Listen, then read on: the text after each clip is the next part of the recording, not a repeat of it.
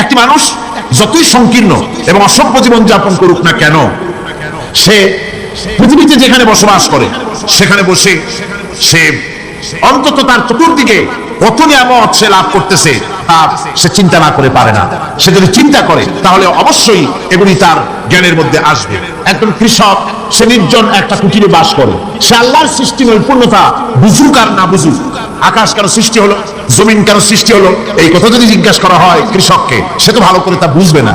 কিন্তু অন্তত এতটুকুন কথা একটা মূর্খ একজন চাষি যে প্রত্যন্ত একটা অঞ্চলে বাস করে, একটা নিবিড় পল্লীতে বাস করে, অজ পাড়াগায় বাস করে, কোন শিক্ষার আলো পৌঁছায় নাই, স্কুল নাই, কলেজ নাই, বিদ্যুৎ নাই, হসপিটাল নাই, রাস্তা নাই, টেলিফোনের ব্যবস্থা নাই, এমন একটা জায়গায় একটা নিরেট, একটা মূর্খ, একটা চাষি একটা ঘরের মধ্যে বাস করে। সেই পৃথিবীর আল্লাহর সৃষ্টি নৈপুণ্য তার কিছু বুঝুক আর না বুঝুক, এতটুকুন কথা তো সে বোঝে যে আমি যদি অসুস্থ হই তাহলে এই গাছপালার পাতা শিকড় বেটে খেলে আমি রোগমুক্ত হয়ে যাই। আমি প্রচন্ড রোদ্রে যখন পুড়ি গাছের তলায়, আমি ছায়া নিলে পরে আমি তখন আরাম পাই, ঠান্ডা পাই। এই গাছগুলি তার তরুণ বয়সে আমাকে ফল দেয়, গাছ যখন বড় হয় তখন সে আমাকে ছায়া দেয়। এই গাছের তক্তাগুলি দিয়ে, গাছ দিয়ে কাঠ হয়, তা দিয়ে তক্তা হয়, তা দিয়ে খুঁটি হয়, তা দিয়ে আড়া হয়, তা দিয়ে নৌকা হয়, ইত্যাদি সে বুঝতে পারে। তাছাড়া এই গাছ যখন বুড়ো হয়ে গেল, শুকিয়ে গেল, তখন এই গাছ দিয়ে আগুন জ্বালায়া আমি রান্না বান্না করি, গাছ এত আমার উপকার করছে, তার দ্বারা উত্তাপ পাই, আলো পাই,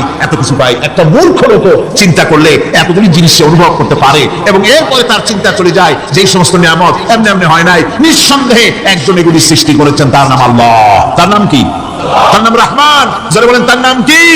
রহমান। তিনি সৃষ্টি করেছেন, তিনি এগুলি দান করেছেন। এই বৃক্ষরাজি আল্লাহ পাক বলছেন, নিল্লাযী জাআলা লাকুম মিনাশ শাজারিল আখদারি নারান ফাইযা আনতুম মিনহু তুকিদুন।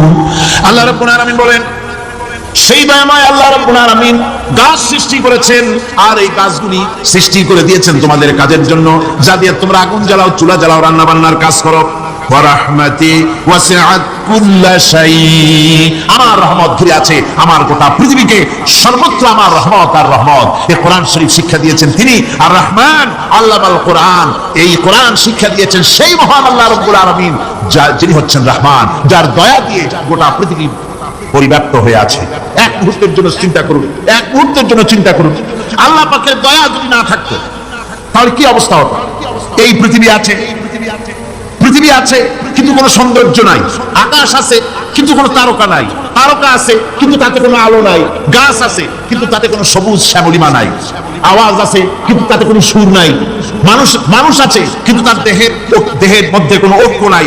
এই জাতীয় একটা পৃথিবীর চিন্তা মানুষ করতে পারে না, এটা একটা কবরস্থানের মতো অবস্থা হয়ে যাবে। আল্লাহ পাক বলছেন, দেখো আকাশ বানাইছি, আবার সেই আকাশ দেখতে যেন সুন্দর হয় সেজন্য তারকা প্রদীপ দিয়ে আকাশকে সাজাইছি। যেরকম সুবহানাল্লাহ। আল্লাহ রাব্বুল আলামিন বলেন, ওয়ালাকাদ যায়্যানাস সামাআদ দুনিয়া বিমাসাবিহ।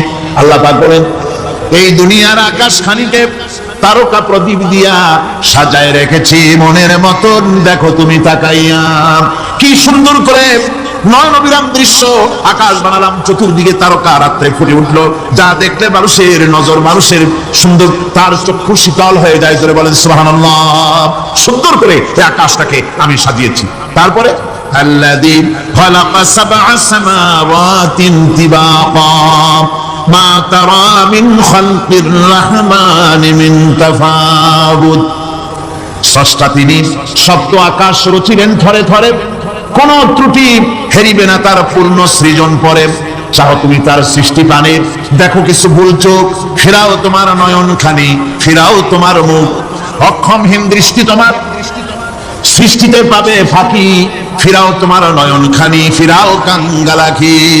আল্লাহ পাক বলেন, আমার আকাশের দিকে তাকাও, বারবার তাকাও, সূর্যের দিকে তাকাও, চন্দ্রের দিকে তাকাও, গাছপালার দিকে তাকাও, তাকায় দেখো কোনো ভুল আছে নাকি, ভালো করে দেখো কোন ভুল আছে নাকি। আল্লাহ পাক বলেন, আবার তাকাও, দেখতে দেখতে তোমার চক্ষু দুর্বল হয়ে তোমার কাছেই ফিরে আসবে, আমার সৃষ্টি নৈপুণ্যতার ভিতরে কোনো ভুল পাবে না। সুবহানাল্লাহ। একজন দরবেশ সাহেব, তিনি একবার এই সূরা পড়তেছিলেন, মুখস্থ তেলাওয়াত করতেছিলেন, একটা গাছের তলায় বসে, একটা বট গাছের তলায় বসে এটা তেলাওয়াত করতেছিলেন। যখন তিনি পড়লেন, হাল তারা মিন ফুতুর, আমার সৃষ্টি নৈপুণ্যতার ভিতরে কোনো ভুল পাওয়া যায় নাকি? দরবেশ সাহেব চিত হয়ে শুয়ে তেলাওয়াত করতেছেন আর বলছেন, আল্লাহ রাব্বুল আলামিন, তোমার সৃষ্টি নৈপুণ্যতার ভিতরে কোনো ভুল ধরার ক্ষমতা তো কোনো মানুষের নাই। তবে একটা জিনিস আমার নজরে পড়লো, এই যে বিরাট বট গাছটা, পৃথিবীতে যত গাছ আছে যেমন গাছ তেমন ফল, তাল গাছটা যেমন ফলও তেমন, নারকেল গাছটা যেমন ফলটাও তেমন, কিন্তু এত বড় বিশাল বট গাছ ফল হতেছে ছোট্ট ছোট্ট ট্যাবলেটের মতো, গাছটা যেমন ফলটা তেমন হয়নি। আল্লাহ এটা ভুল না, তুমি বলেছো যে দেখো কোনো ভুল আছে নাকি, তো ভুল তো না, আমার চোখে এটা লাগলো, যেমন গাছ তেমন ফল হয় না।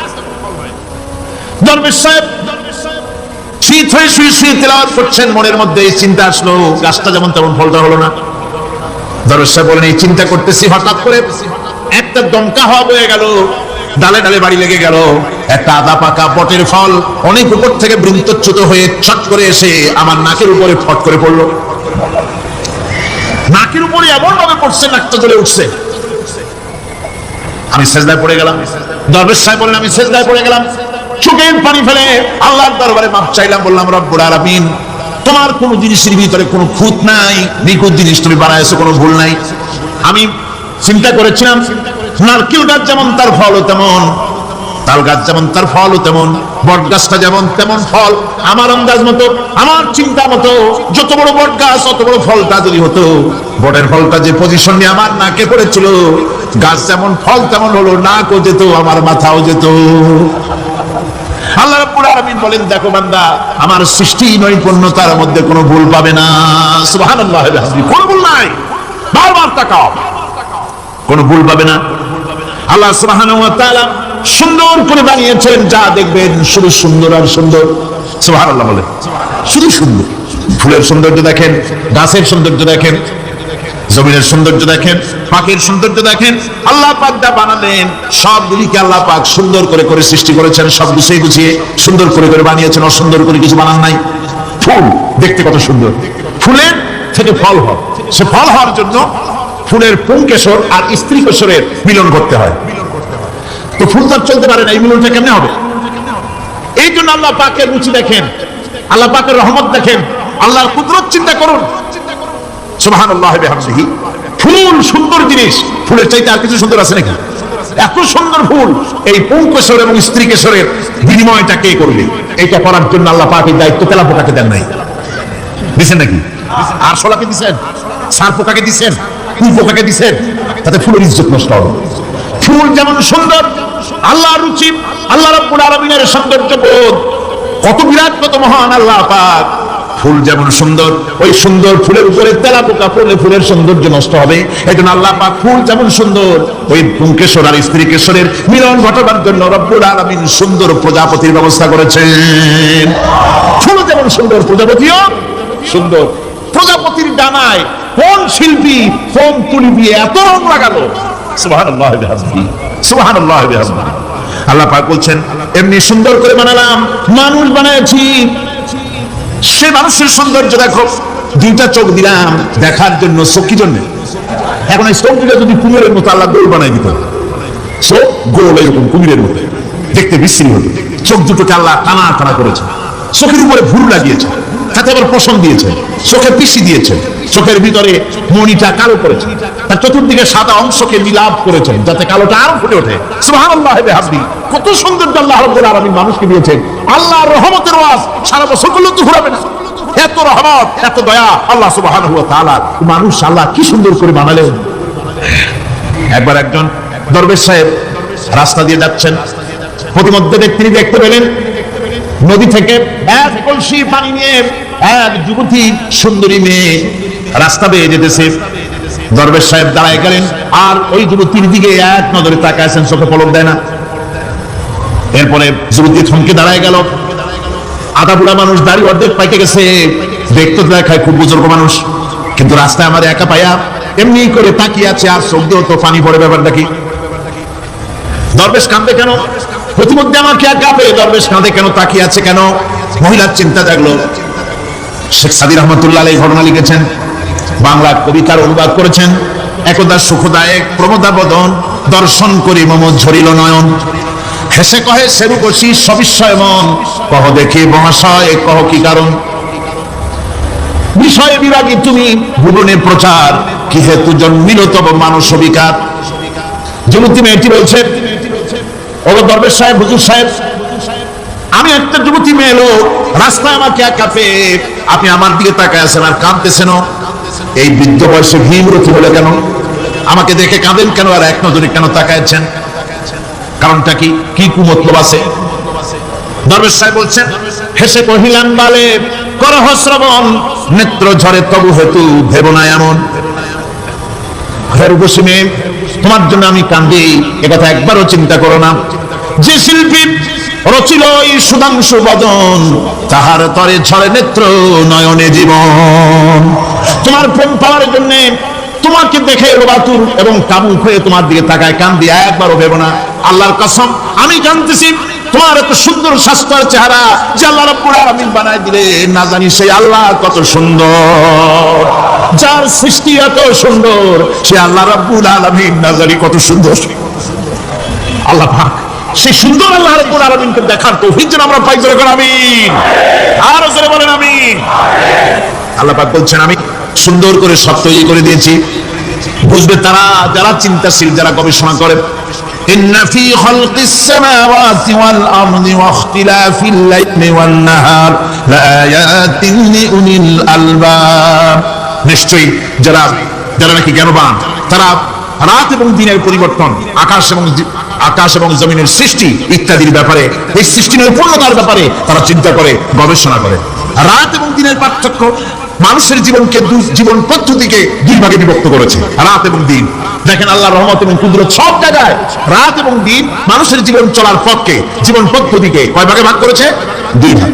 আল্লাহ পাক বলেন, ওয়াজআলনাল লাইলা লিবাসান ওয়াজআলনান নাহারা মাআশা। আমি রাতকে করেছি শান্তির বাহন, রাতকে করেছি আচ্ছাদন, শান্তির বাহন, আর দিনকে করেছি রোজগার করার জন্য। দিনের বেলায় রোজগার করবে, কামাই রুজি করবে, কল কারখানায় যাবে, খেতে খামারে যাবে, অফিস আদালতে যাবে, কাজ কাম করবে। এই কাজ করে করে শরীরের ভিতরে ক্লান্তি আসে, অবসাদ এসে যায়। আল্লাহ রাব্বুল আলামিন বলেন, আমি আবার রাত বানালাম। ওই রাতের বেলায় মানুষ যখন ঘুমায় যায়, এই ঘুম তার সমস্ত অবসাদ আর ক্লান্তি দূর করে দিয়ে সকাল বেলায় আবার তাজা মানুষ করে, সমস্ত একেবারে পরিপূর্ণ কর্মক্ষম একজন মানুষে তাকে পরিণত করে দেয়। রাতটাকে আচ্ছাদন করে দিয়েছি, দিনের কোলাহল মুক্ত রাত। সূর্যের আলোর ঝলকানি, তীব্র আলো নাই, চিৎকার নাই, আওয়াজ নাই। রাতের একটি অন্ধকার চাদর পরিয়ে দিলাম এই পৃথিবীর উপরে, রাতের একটি অন্ধকার চাদর পৃথিবীর উপরে পরিয়ে দিলাম। কোলাহল মুক্ত পৃথিবী এখন, সূর্যের তীব্র আলো আর নাই। এখন আরামে তুমি ঘুমিয়ে যাও, ঘুমাও, আবার সকালবেলা উঠে তুমি কাজ করবে। আল্লাহ পাক বলেন, আমি এভাবে ومن رحمته جعل لكم الليل والنهار لتسكنوا فيه ولتبتغوا من فضله। আল্লাহর রহমতের ভিতরে এটাও রহমত, আল্লাহর করুণা, আল্লাহর দয়া যে তিনি দিনকে করেছেন বুঝি কামার জন্য, রাতকে করেছেন তিনি তোমাদের জন্য ঘুমাবার জন্য, বিশ্রামের জন্য। এই ব্যবস্থা আল্লাহ রাব্বুল আলামিন করেছেন, যিনি তোমাদেরকে দুপুর বেলায়, বিকেল বেলায় তোমাদেরকে অবসাদ গ্রহণের জন্য, আরামের জন্য দুপুর এবং বিকাল, সকাল ইত্যাদি তৈরি করেছেন। কোরআন শরীফের ভিতরে আল্লাহ পাক এই সমস্ত কথাগুলি ব্যাখ্যা সহকারে বলে দিচ্ছেন যে আমার রহমত ওয়াসিআত রাহমাতি কুল্লি সেই সমস্ত জিনিসে চতুর্দিকে, তুমি যেখানে আছো তার চতুর্দিক, আকাশ এবং জমিন, আমার রহমত তোমাকে ঘিরে রেখেছে। এই কোরআন নাযিল করেছেন সেই আল্লাহ, সেই রহমান, যার দয়া সর্বত্র ছড়িয়ে আছে। আল্লাহ পাক বলছেন, এরপরে তোমাকে সৃষ্টি করলাম, জমিন সৃষ্টি করলাম খাবারের জন্য। আমার রহমতের বিষয়টা দেখো, আমি এমন দয়াবান, এমন মেহেরবান। এবার তোমার খাবারের জরুরত হলো, তুমি কি খাবে, সেজন্য এই জমিনে ফসলের ব্যবস্থা আমি আল্লাহ করেছি। জোরে বলেন সুবহানাল্লাহ। জমিন শুকায় গেছে, বৈশাখ মাসের, জ্যৈষ্ঠ মাসের প্রচন্ড রৌদ্রের তাপে জমিন শুকায় গেছে। এই জমিনে তুমি ফসল ফলাবে কি করে? যদি না পানি দিয়ে জমিনটারে ভিজাই দেই। আল্লাহ বলেন, জমিন ভিজাবার দায়িত্ব আমি নিলাম।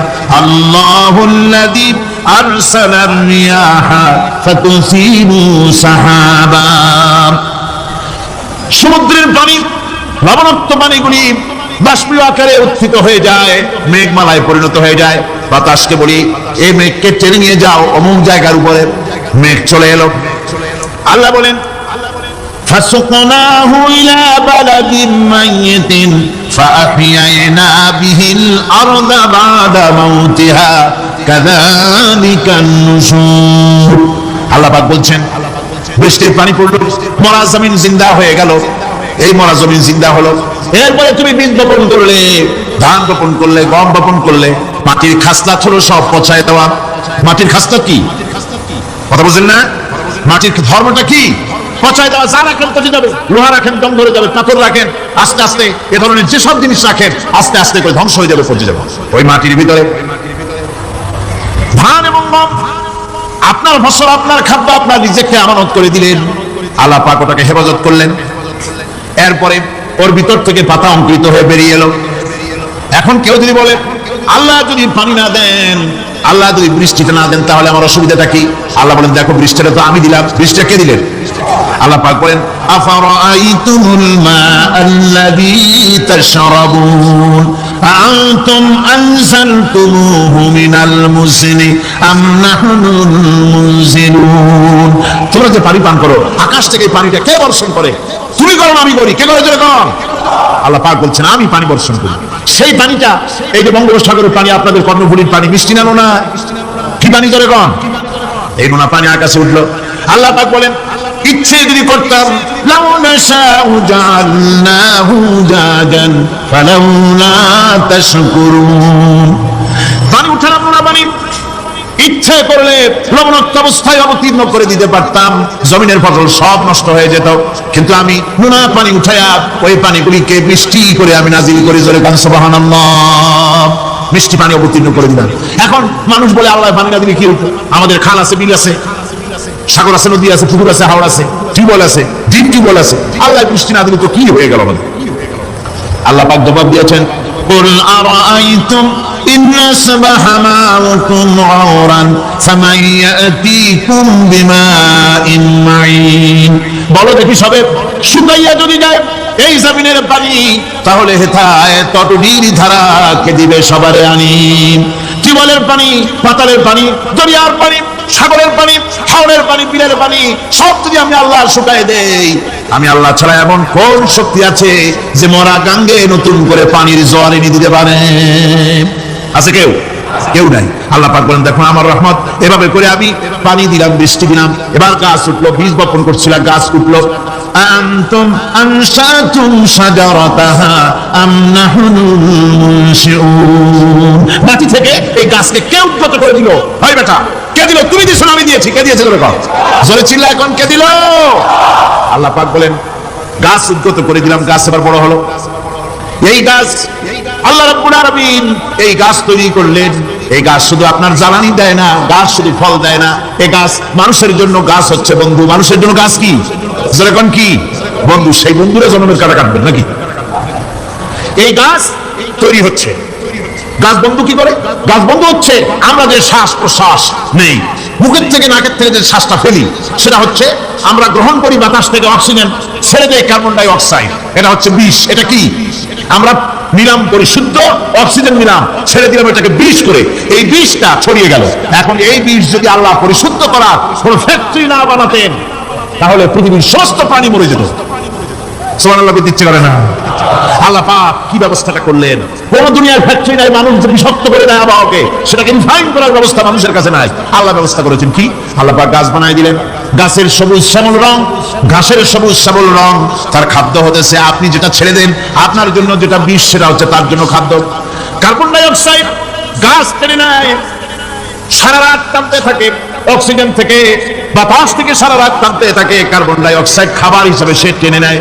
আর দিনের বেলা যখন রোদ ওঠে, সূর্যের উত্তাপ আর গাছের সবুজ রং দুটোতে মিলে এক প্রকারের রন্ধন ক্রিয়া হয়, রান্না হয়। সেই রান্নার মাধ্যমে গাছের ভিতর থেকে গাছ আবার অক্সিজেন মানুষের জন্য, প্রাণীর জন্য ছেড়ে দেয়। সুবহানাল্লাহ। তো গাছ আপনার জন্য বন্ধু। একদিকে গাছ আপনার এই কাজ করলো, ফার্নিচার বানাইলো, ছায়া দিল, ফল দিল। আল্লাহ পাক বলেন এই গাছগুলি কে তৈরি করলো? মিয়া তুমি করছো না? আমি করছি। আমি আমার রহমত দিয়ে তোমার গাছ বানাই দিলাম। এরপরে ফসল দিলাম, ফসল হলো, তোমার তরি তরকারি হলো, সবকিছু তোমার হয়ে গেল। এবার ফসল দেখা মানুষে যখন দেখে জমিনে বড় বড় ধানের গোছা হয়েছে, মোটা মোটা ধানের গোছা হয়েছে, মোছে তখন তেল মাখার নতুন নতুন গানের আয়োজন করে। এবার ফসল বেশি হয়েছে, গান, থিয়েটার, বাজনা, গুনাগার বিবি, কত রকমের গানের ব্যবস্থা করে ফেলে। জমিনে ফসল আর মোছে তেল মাখে আনন্দে।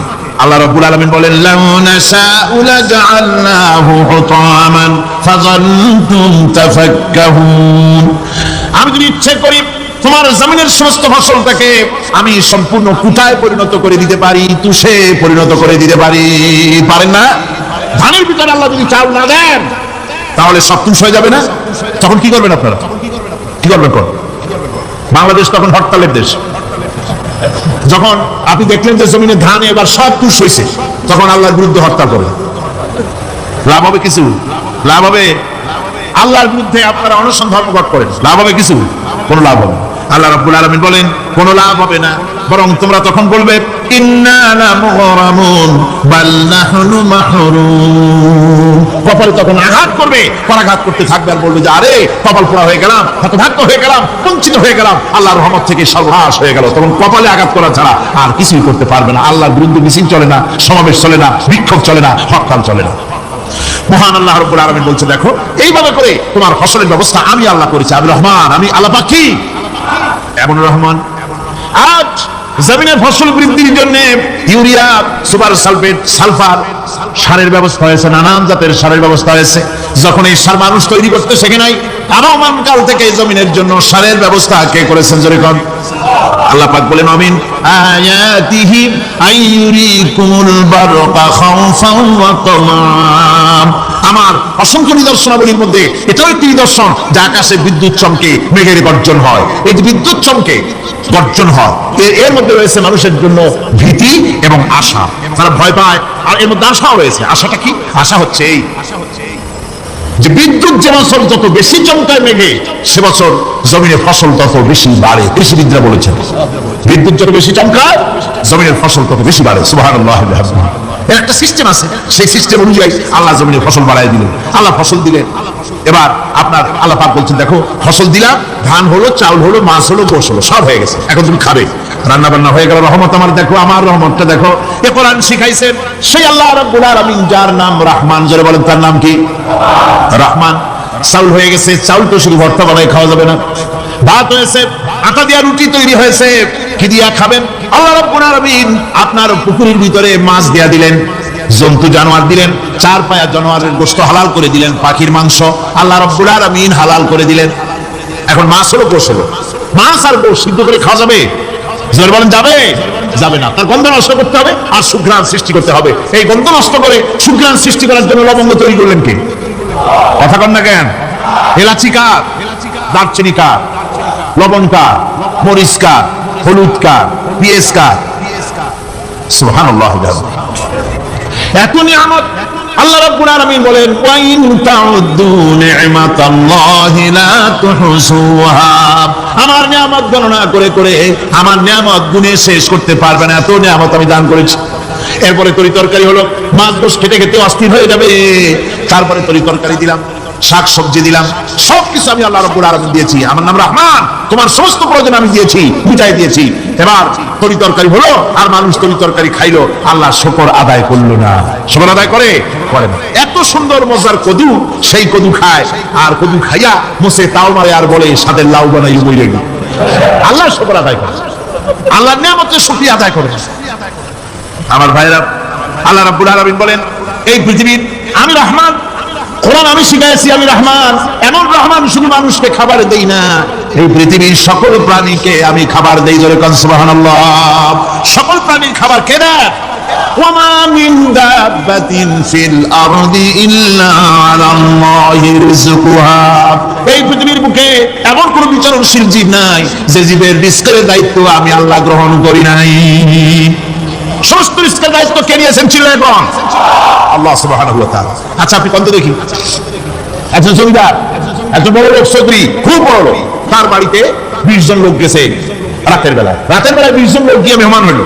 মেহমান হইয়া তারা বলতেছে সাহেব আমরা তো মেহমান, আমি এক একজন এক রকমের খাবার চাইলো। একজনে বললো আমি হরিণ খাবো, আর একজনে কয় আমি মুরগি খাবো, আর একজনে বললো আমি খরগোশ খাবো, আর একজনে বললো আমি হাতি খাবো, আর একজনে বললো আমি ছাগল খাবো। 20 জন মানুষের 20 রকমের খাবার চাইলো। একজনে কয় বোয়াল মাছ খাবো, একজনে কয় রুই মাছ খাবো। 20 জনে 20 রকমের খাবার দাবি করলো। বলেন জমিদার তো বাড়িতে, জমিদারের বাপ, সেও কি পারবে 20 জনে 20 জনকে 20 রকমের খাবার পরিবেশন করতে? কোন প্রস্তুতি ছাড়া। পারবে? পারবে। কোন প্রস্তুতি ছাড়া, কোন প্রস্তুতি ছাড়া জমিদার হোক, রাজা বাদশা হোক, 20 জন মানুষের খাবার বিশ্বকর্মের দিতে পারে না। আর আল্লাহ এমন রহমান, এই পৃথিবীর লক্ষ কোটি কোটি জাতির প্রাণীকে কোটি কোটি রকমের খাবার আল্লাহ রাব্বুল আলামিন পরিবেশন করতেছেন। সাপের খাবার একরকম, ব্যাঙের খাবার আর এক রকম। ব্যাঙে যা খায় সাপে তা খায় না, সাপে যা খায় ব্যাঙে তা খায় না। হাতির খাবার, গন্ডারের খাবার, ভল্লুকের খাবার, বাঘের খাবার, সিংহের খাবার, মানুষের খাবার, ছাগলের খাবার, মুরগির খাবার, মশার খাবার, শাপোকার খাবার, সমস্ত খাবার ভিন্ন ভিন্ন। আবার সমস্ত খাবারের মজা আল্লাহ রাব্বুল আলামিন আলাদা আলাদা করে দিয়েছেন। এমন রহমান, আপনার পেট ভরবেন শুধু স্বাস্থ্য বাড়াবার জন্য, পেট ভরে খাওয়ার দরকারটা ছিল। আল্লাহ পাক দেখলেন যে না, শুধু পেট ভরলে তো এরকম খাইতে চাইবে না, তাই আল্লাহ রাব্বুল আলামিন জিহ্বা দিয়ে দিলেন যাতে করে মজা লাগে আর খায়। সব রকমের মজা, এক এক গোশতে, এক এক মাছে, এক এক তরকারিতে এক এক রকম মজা, না সব রকম মজা, সব এক রকম মজা, ভিন্ন ভিন্ন রকমের মজা।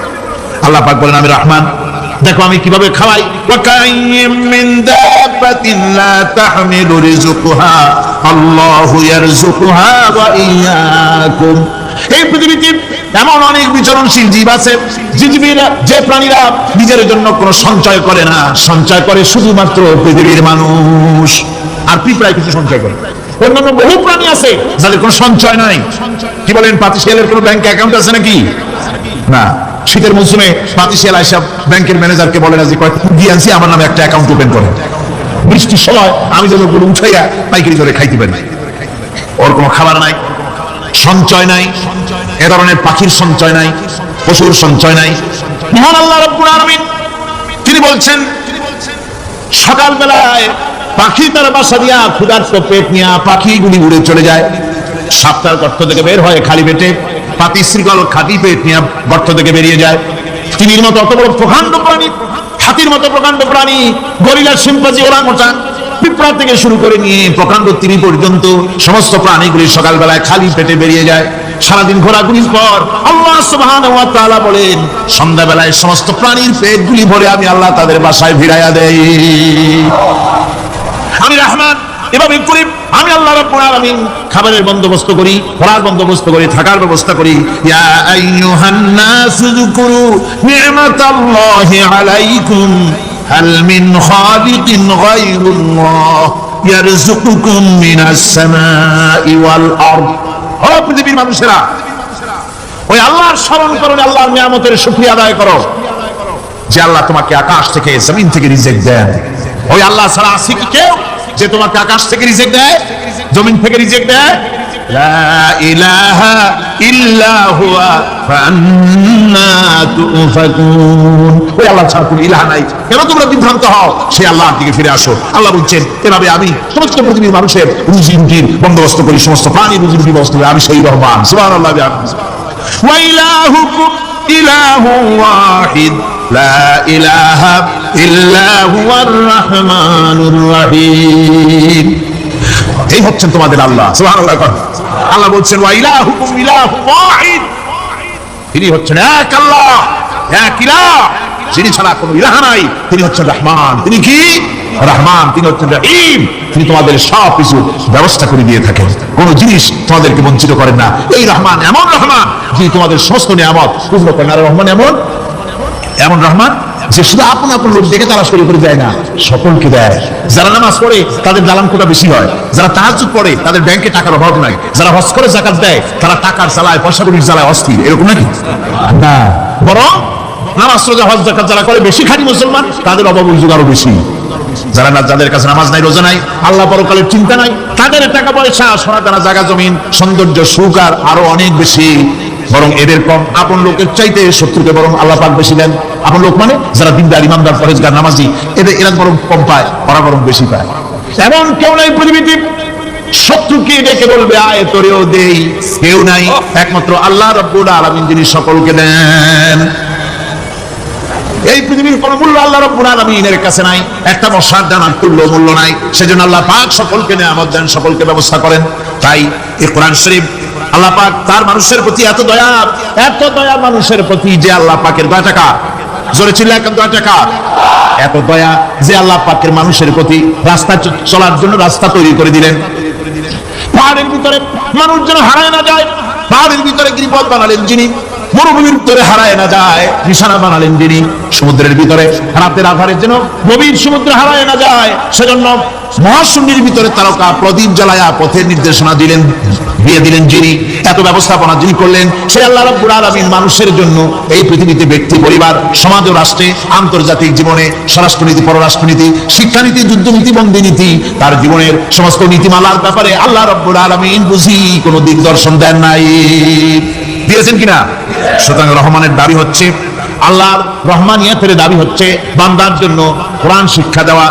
যত শিক্ষা আল্লাহ দিয়েছেন, যত দয়া আল্লাহ বান্দাকে করেছেন, সবচাইতে বড় দয়া কোরআন শিক্ষা দেওয়া। জোরে কোন সুবহানাল্লাহ।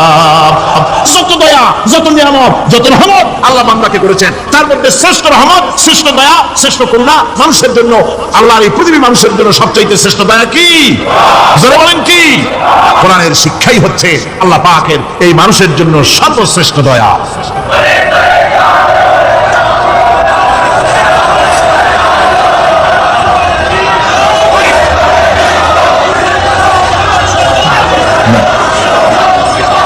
আমার ভাইরা, কোরআনে কারীম কত বড় নিয়ামত। আর রহমানু আল্লামাল কোরআন, এতক্ষণ যেই রহমানের দয়ার কথা বললাম, সেই রহমান কোরআন শিখাইছেন। সুবহানাল্লাহ। কি শিখাইছেন? কোরআন। সেই কোরআন তিনি কি শিখালেন? কোরআনের শিক্ষা কি? কোরআন আমাদের কি দিল, আল্লাহ কি শিখালেন, সেই ব্যাপারে কথা হবে আগামীকাল ইনশাআল্লাহ। সবাই বলেন ইনশাআল্লাহ। দাঁড়ানো ভাইরা বসেন, দাঁড়ানো ভাইরা সবাই বসেন, মোনাজাতে অংশগ্রহণ করেন। মোনাজাত করা জরুরি, কেউ দাঁড়িয়ে থাকবেন না, সবাই বসেন, মোনাজাতে অংশগ্রহণ করুন, মোনাজাত করুন। দাঁড়ানো ভাইরা বসুন, কেউ দাঁড়িয়ে থাকবেন না। আমি আজকে আর লম্বা কথা বলবো না, যেহেতু আমি পরিশ্রান্ত হয়ে এসেছি। আগামীকাল ইনশাআল্লাহ এর থেকে আগে শুরু করবো। আজকে যেমন দেরিতে শুরু হয়েছে, এরকম আগামীকাল দেরিতে শুরু হবে না ইনশাআল্লাহ। আরো আগে শুরু করবো, যাতে করে আমি আপনাদের সামনে কথাগুলি সুন্দর করে বুঝাতে পারি। সবাই বলেন আমিন। কোরআন আমাদের কি দিল, কত বড় রহমত এই কোরআন, যে আল্লাহ এত বড় দয়া, সে আল্লাহ আমাদের কি শিখালেন, সেই কথাই আগামীকাল আলোচনা হবে ইনশাআল্লাহ। আজানে এই কি বলে, মুনাজাতের পর আজান হবে, আজানের পরে বা জামাতে সারা নামাজ হবে, সারা নামাজ বা জামাতের সাথে আদায় করে যাবে। আল্লাহুম্মা আমিন। ربنا ظلمنا أنفسنا وإن لم تغفر لنا وترحمنا لنكونن من الخاسرين ربنا لا تزغ قلوبنا بعد إذ هديتنا وهب لنا من لدنك رحمة إنك أنت الوهاب। আয় আল্লাহ তাআলা, হাজার হাজার মুসলমান নরনারী দীর্ঘক্ষণ ধরে তোমার দ্বীনের কথা আমরা শুনেছি, আলোচনা করেছি। মেহেরবানি করে দুরূদ ও সালাম টুকুন, আলোচনার সওয়াব টুকুন জনাবে মুহাম্মদ রাসূলুল্লাহ সাল্লাল্লাহু আলাইহি ওয়াসাল্লামের রূহ মুবারকে পৌঁছে দাও রব্বুল আলামিন। আমরা যত লোক এখানে বসেছি, এর মধ্য থেকে যাদের মা বাপ দুনিয়া থেকে বিদায় হয়ে গেছে, আল্লাহ দয়া করে মেহেরবানি করে কবরগুলিকে জান্নাতের টুকরায় পরিণত করে দাও রব্বুল আলামিন। কোরআনে কারীমের মাহফিলে এসেছি, সারা জীবন যত গুনাহ করেছি, কোরআনে কারীমের বরকতে আমাদের জিন্দেগীর সমস্ত গুনাহ খাতাকে মাফ করে দাও আল্লাহ। আয় আল্লাহ তাআলা, ইসলামী সমাজ কল্যাণ পরিষদ প্রতি বছর এই মাহফিলের আয়োজন করে থাকেন, তোমার কোরআনের খেদমত করে থাকেন। এবছরে আয়োজন করতে যথেষ্ট বেগ পেতে হয়েছে তাদেরকে, আল্লাহ তুমি তাদের প্রয়োজনকে গায়েবী মদদ দিয়ে পুরা করে দাও রব্বুল আলামিন। এই খেদমতের পুরোধা যিনি, এই কোরআনে কারীমের তাফসীরের মাহফিলের সাথে যিনি অঙ্গাঙ্গী ভাবে জড়িত, মাওলানা শামসুদ্দিন সাহেব, আল্লাহ তাআলা, ডাক্তাররা বলেছে তার দৃষ্টিশক্তি ফিরে পাওয়া সম্ভব, কিন্তু আমরা তোমার কাছে কোনো জিনিস অসম্ভব মনে করি না রব্বুল আলামিন। তোমার কাছে অসম্ভব বলে কোনো জিনিস তোমার কাছে নাই। তুমি দয়া করে মেহেরবানি করে তার চোখ দুটির দৃষ্টিশক্তি ফিরাইয়া দাও রব্বুল আলামিন। এই মাহফিলকে তোমার দরবারে মঞ্জুর করে নাও। এই মাহফিলে যারা আসেন, যারা কথা বলেন, সকলকে যোগ্যতা দাও যাতে করে তোমার বান্দাদেরকে সঠিক কথা পৌঁছাতে পারেন। আমাদের দ্বীন ও ঈমান আকীদাকে আল্লাহ তুমি সহিহ করে দাও, তোমার রাস্তায় চলার তৌফিক দাও। এই মাহফিলের জন্য যারা পয়সা দেয়, কষ্ট করে শুনতে যারা আসে, আল্লাহ তুমি তাদের প্রতি রহম করো। এই মাহফিলে বাংলাদেশে বিভিন্ন জেলা থেকে লোক আসে, বিভিন্ন জায়গা থেকে লোক আসে, বাড়িঘর ফেলে আসে। আল্লাহ প্রত্যেকের বাড়িঘর, বিবি বাল বাচ্চা তুমি হেফাজতে রেখো, সকলকে তুমি হেফাজতে রেখো রব্বুল আলামিন। অনেকে দোয়া চেয়েছেন, অনেকের অসুখ। এক মহিলা লিখেছেন প্রতি বছর তিনি আসেন, এবার আসতে পারেন নাই, তিনি খুব দুঃখ করে লিখেছেন, আল্লাহ তুমি তাকে সুস্থ করো, ভালো করে দাও, যাতে অন্তত এই মাহফিলে একবারের জন্য তিনি আসতে পারেন, সুযোগ করে দাও। যত লোক অসুস্থ আছে, যত জায়গায় অসুস্থ আছে, অপারেশন হচ্ছে অথবা রোগ আছে, আল্লাহ তুমি সকলের রোগ দূর করে দাও আল্লাহ। আমি আপনাদের কাছে দোয়া চাই যেন বাকি 4 দিন যোগ্যতার সাথে আল্লাহ পাকের কালাম থেকে বলার জন্য যে ধরনের যোগ্যতা দরকার, কণ্ঠস্বর দরকার, স্বাস্থ্য দরকার, মন মানসিকতা দরকার, ইলম দরকার, আল্লাহ যেন দয়া করে তার গুনাহগার এই ছোট্ট নগণ্য বান্দাকে যেন আল্লাহ দয়া করে দান করে দেন রব্বুল আলামিন। যত মানুষই মাহফিলে আসছে আল্লাহ সকলকে, আমাদের সকলকে তুমি আহলে কোরআন বানায়া দাও। তুমি দয়া করে রহমান নামের ওসিলায় যে কিতাব আমাদেরকে দিলা আল্লাহ, এই কিতাবের যথাযোগ্য সম্মান মর্যাদা দেওয়ার তৌফিক আমাদের দাও, আমল করার তৌফিক দাও। এই কোরআনের সুপারিশ কিয়ামতের দিন আমাদের জন্য নসিব করে দাও। রব্বানা তাকাব্বাল মিন্না ইন্নাকা আনতাস সামিউল আলিম ওয়া তুব আলাইনা ইন্নাকা আনতাত তাওয়াবুর রহিম। সুবহান রাব্বিকা রাব্বিল ইজ্জাতি আম্মা ইয়াসিফুন ওয়া সালামুন আলাল মুরসালিন আলহামদুলিল্লাহি রাব্বিল আলামিন। ওয়াজআল আখিরা কালিমাতিনা ইনদাল মাউত লা ইলাহা ইল্লাল্লাহু মুহাম্মাদুর রাসূলুল্লাহ।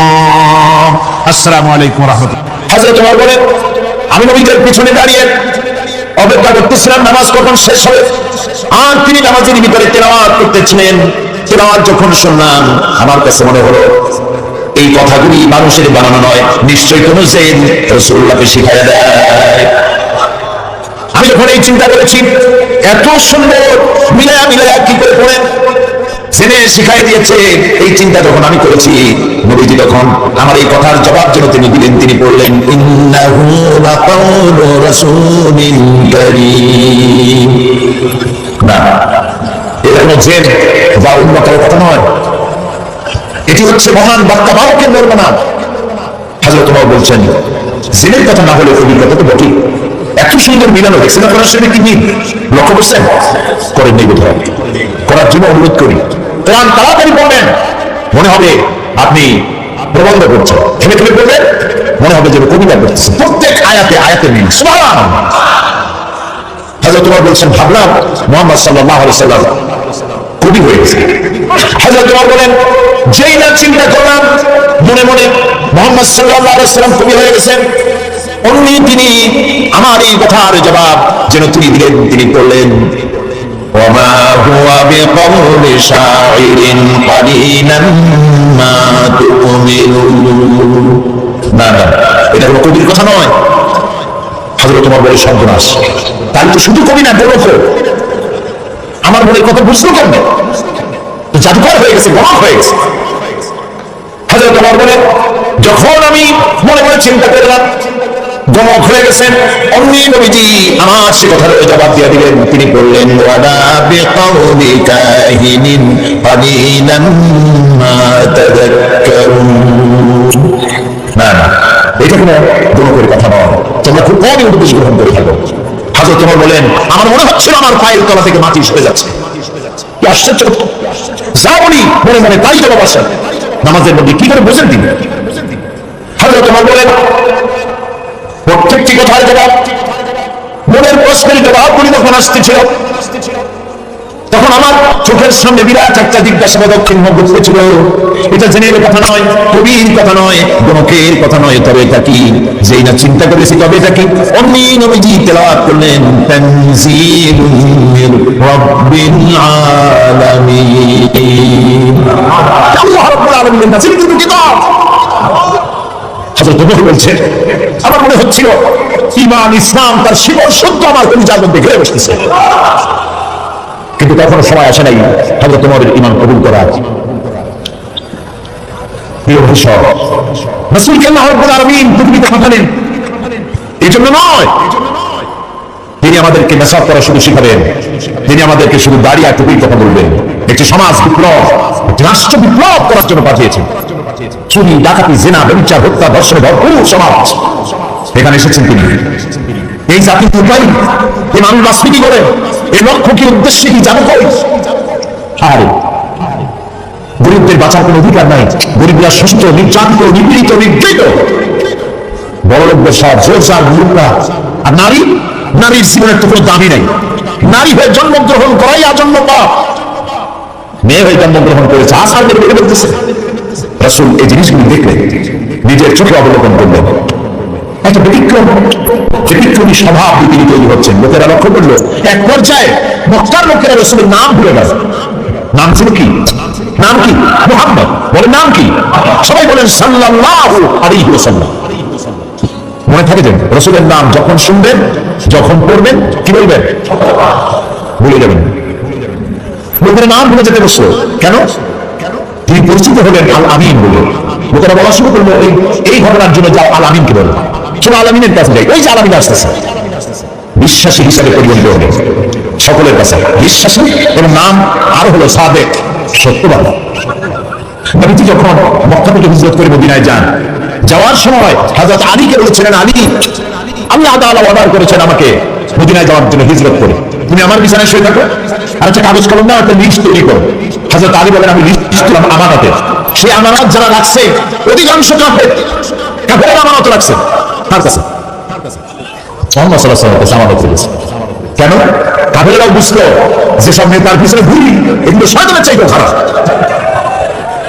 মুহাম্মদ সাল্লাল্লাহু আলাইহি ওয়াসাল্লামের সাথে বিরোধিতা করি, নেতাদের জ্বালায় করিয়া, আসলে তার মতো ভালো মানুষ আকাশের নিচে জমির উপর আওয়াজ না, কাফেররাও বুঝলো। এখনো আমাদের দেশে যত নেতা আছে অনুসারীরা বুঝে খাঁটি শয়তান। নামাজ নাই, দেখেন না, নামাজ নাই, রোজা নাই, আল্লাহ পরকালের চিন্তা নাই, মিথ্যা কথা বলে অবরত মানুষের এখন বমি করে হর হর করে মুখ দিয়ে মিথ্যা করে বমি করতে দিতে পারে। এত ভালো কথা বলতে পারে না, সত্য অসত্য আর মিথ্যা বলতেই থাকে, আমার ওপর খেয়াল করে। তবে এই সব নেতাদের পিছনে ভরে যান এই চিন্তায়, যারা যদি এমপি মন্ত্রী হইতে পারে তাকে চাকরি পাবে, লাইসেন্স পাবে, কি আর কাবি খা খেতে পারবে। জি, নাম রাখছে কাবি খা, তার মানে হল খাবি খা। নবী করিম সাল্লাল্লাহু আলাইহি ওয়াসাল্লাম, আপনার আমার জীবন, আমাদের মা বাপের জীবন উৎসর্গ হতে রাসূলের সালাম মোবারক করে সারাটা দুনিয়া ঋণী তার কাছে, তার স্বভাব চরিত্রের কাছে। মুহাম্মদ রাসূলুল্লাহ সাল্লাল্লাহু আলাইহি ওয়াসাল্লাম এই সমাজে বড় হলেন, বেড়ে উঠলেন, লক্ষ্য করলেন এদের বাঁচার কেমনে, উপায় কি? তিনি গারে হেরায় চলে গেলেন, ওটার নাম জবলে নূর। আমরা গারে হেরা বলি, কিন্তু মক্কা শরীফে যে গারে হেরা পেরিয়ে পৌঁছেন জবলে নূর। ওই জবলে নূরে উঠলেন, উনি উঠা, আল্লাহ দয়া করে আমাকে একবার ওঠার তৌফিক দিয়েছেন, একবার উঠছি।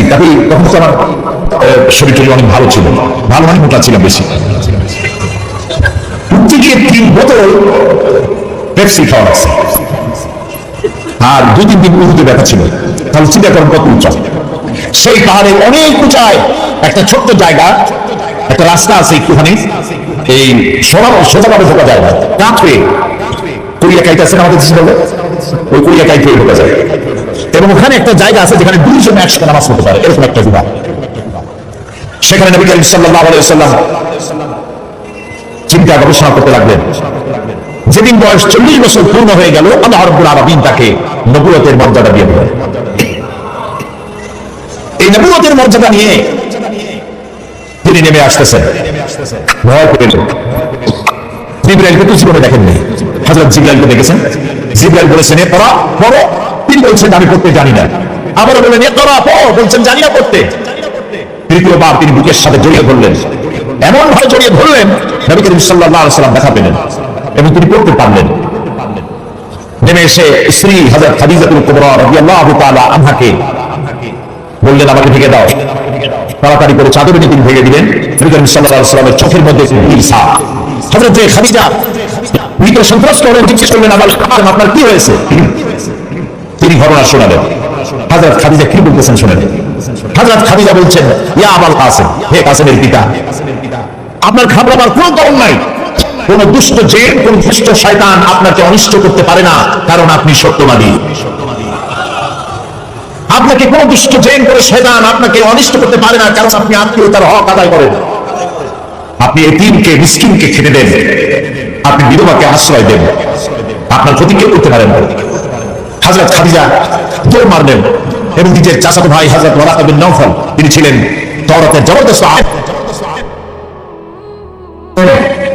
নবীজির মুখে খবর শুনলেন, সবটা শুনে নবীজির মস্তক মুবারকের উপরে চুমু খেয়ে বললেন কুদ্দুসুন কুদ্দুসুন, অতি পবিত্র, মহাপবিত্র ইয়া মুহাম্মদ সাল্লাল্লাহু আলাইহি ওয়াসাল্লাম। আপনার কাছে যিনি এসেছিলেন তিনি কোন জিন নয়, তিনি মহাপবিত্র আত্মা, তিনি ফেরেশতা। যে ফেরেশতা এসেছেন ইব্রাহিম, মুসা, ঈসা, ইয়াকুব, আইয়ুব, সমস্ত নবীদের কাছে যে ফেরেশতা এসেছে, সেই জিবরাইল এসেছিলেন আপনার কাছে। তাওরাতে আমি যা পড়েছি তার সাথে মিল হয়ে যাচ্ছে, আপনি আখির জামানার পয়গম্বর। তবে আমার জন্য আফসোস, আমি বৃদ্ধ, এই জাতি আপনাকে খুব কষ্ট দেবে, নির্যাতন করবে। সেদিন পর্যন্ত যদি আল্লাহ আমাদের বাঁচায় রাখেন, আমি আপনাকে সাহায্য করবো, আপনার সাথে থাকবো। প্রিয় ভাই সব, একটা নারী, একজন স্ত্রী পুরুষের জন্য, স্বামীর জন্য সব থেকে উত্তম সাক্ষী দিতে পারে, এর থেকে ভালো সাক্ষী আর কেউ দিতে পারে। আল্লাহর নবী যখন তার স্ত্রী হযরত খাদিজা রাদিয়াল্লাহু তাআলা আনহাকে যখন দাওয়াত দিয়েছেন, আল্লাহ রাব্বুল আলামিন যখন দাওয়াতের জন্য বলে দিলেন নিকটবর্তী আত্মীয়দেরকে দাওয়াত দাও, সর্বপ্রথম নবীজি গিয়ে হযরত খাদিজাকে দাওয়াত দিলেন, বললেন আল্লাহ ছাড়া কোনো ইলাহ নাই, মাবুদ নাই, তার উপর ঈমান আনো, আর আমি মুহাম্মদ রাসূলুল্লাহ সাল্লাল্লাহু আলাইহি ওয়াসাল্লাম আখিরি জামানার পয়গম্বর, আমার উপর ঈমান আনো। স্ত্রীর জন্য স্বাভাবিক ছিল, স্ত্রী তো পরিশ্রম সঙ্গে ছিল, কি বলেন আপনারা? সব মানুষকে আপনি ধোঁকা দিতে পারবেন, সব মানুষকে আপনি চোখে ধুলা দিতে পারবেন, কিন্তু স্ত্রী ভাঙিয়ে দিতে পারবেন না, ঠিক কিনা বলবেন? স্ত্রী আপনার জন্য ভালোবাসা দিতে পারে, জীবন দিতে পারে, সব দিতে পারে, কিন্তু ঈমান আনা অত্যন্ত কঠিন। নবীজি যখন হযরত খাদিজাকে ঈমানের দাওয়াত দিলেন, হযরত খাদিজা রাদিয়াল্লাহু তাআলা আনহা এক মুহূর্ত দেরি করেন নাই। হযরত খাদিজা বলছেন, ইয়া আবুল কাসেম, আপনি অবশ্যই আল্লাহর নবী, আমার কোনো বিন্দু মাত্র সন্দেহ নাই, কারণ বিগত 15 বছর আপনার সাথে ঘর সংসার করে আপনাকে যেভাবে দেখেছি, এবং সাধারণ মানুষের আচরণ এরকম হতে পারে না, আপনি অবশ্যই আল্লাহর নবী। নবী করিম সাল্লাল্লাহু আলাইহি ওয়াসাল্লাম এই দাওয়াত নিয়ে ছড়িয়ে পড়লেন ময়দানে। তিনি বলেছেন লা ইলাহা ইল্লাল্লাহ। এই কালিমার দাওয়াত শুধু মুহাম্মদ সাল্লাল্লাহু আলাইহি ওয়াসাল্লামের ছিল না, সব নবীদের ছিল। দুনিয়ার সব নবীদের একটাই স্লোগান ছিল, কারোর মধ্যে কোনো মতপার্থক্য, মতদ্বৈততা হয় নাই, সকলের স্লোগান একটা, লা ইলাহা ইল্লাল্লাহ। এই কালিমার বিপ্লবী দাওয়াত পেশ করেছেন সমস্ত নবীরা। আমরা এই কালিমাটা বুঝি না, না বুঝার কারণেই দুরবস্থা হয়েছে। আমরা শুধু এখানে জিকিরের বলি বানাইছি, দেখছেন কি কায়দায় জিকির করে, লা ইলাহা ইল্লাল্লাহ ইল্লাল্লাহ, এমন জোরে ইল্লাল্লাহ বলে তাতে কলব থাকলেও পারে, গেলেও পারে। কি বুঝে ইল্লাল্লাহ বলতেছেন, আবার লা ইলাহা ছেড়ে দিয়া খালি ইল্লাল্লাহ করে, এরকম শুনেছি, শুনছেন আপনারা? লা ইলাহা বাদ দিয়া কতক্ষণ ইল্লাল্লাহ ইল্লাল্লাহ ইল্লাল্লাহ। আশ্চর্য কথা, এটা কি কি বলতেছেন আপনি? ইল্লাল্লাহ মানে আল্লাহ ছাড়া, আল্লাহ ছাড়া কি? লা ইলাহা ইল্লাল্লাহ এই কালিমার দাওয়াত যখন নবীরা দিয়েছেন, হযরত মূসা আলাইহিস সালাম যখন বলেছেন লা ইলাহা ইল্লাল্লাহ, এই আঘাত লেগে ফিরআউন দরিয়ায় নীলের মধ্যে ডুবে শেষ হয়ে গিয়েছে।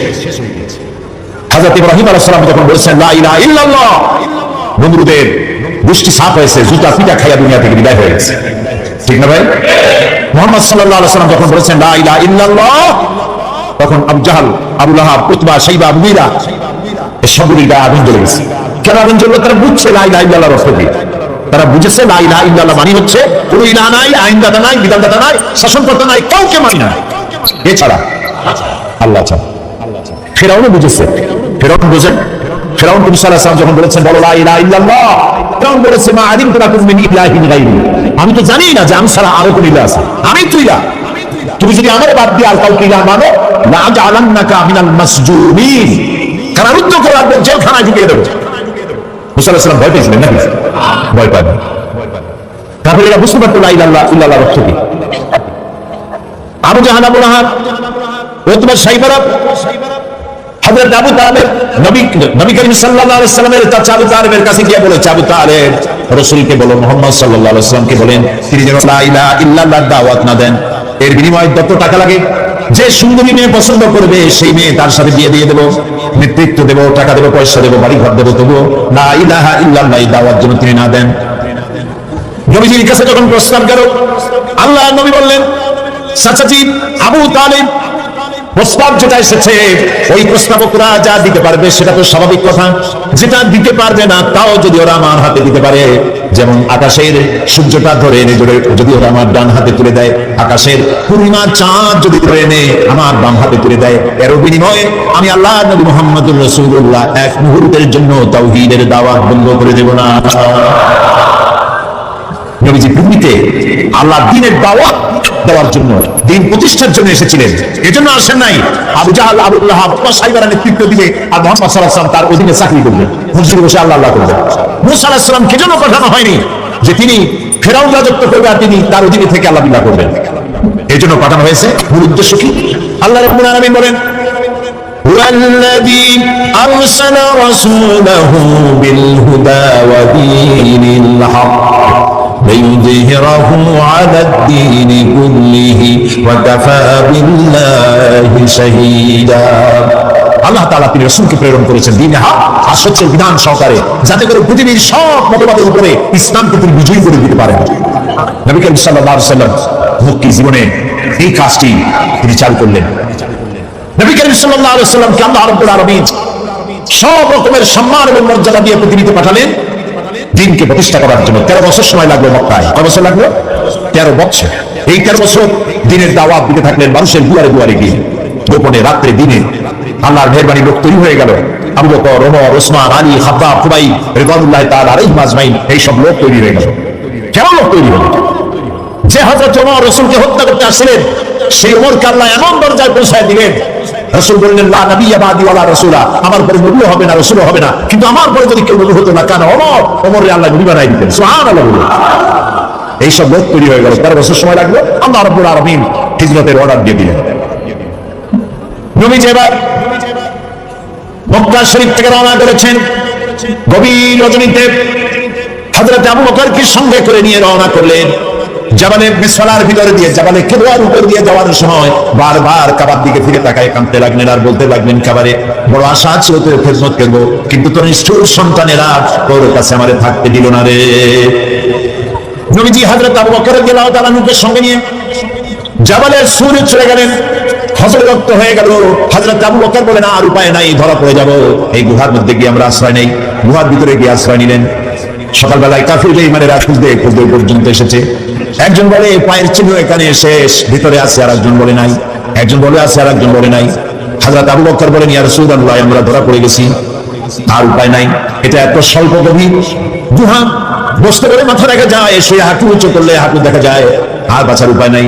আল্লাহ রাব্বুল আলামিনের হাবিব তখন বললেন, কোরআনে কারীমের মধ্যে সূরা তওবা আল্লাহ শোনাই দিয়েছেন, ইয়াকুলু লিসাহিবিহি লা তাহজান ইন্নাল্লাহা মা'ানা। হে আমার বন্ধু, হে আমার সাথী, ভয় পেও না, আমরা দুইজন নয়, আমাদের সাথে আর এক সত্তা আছে, তার নাম কি?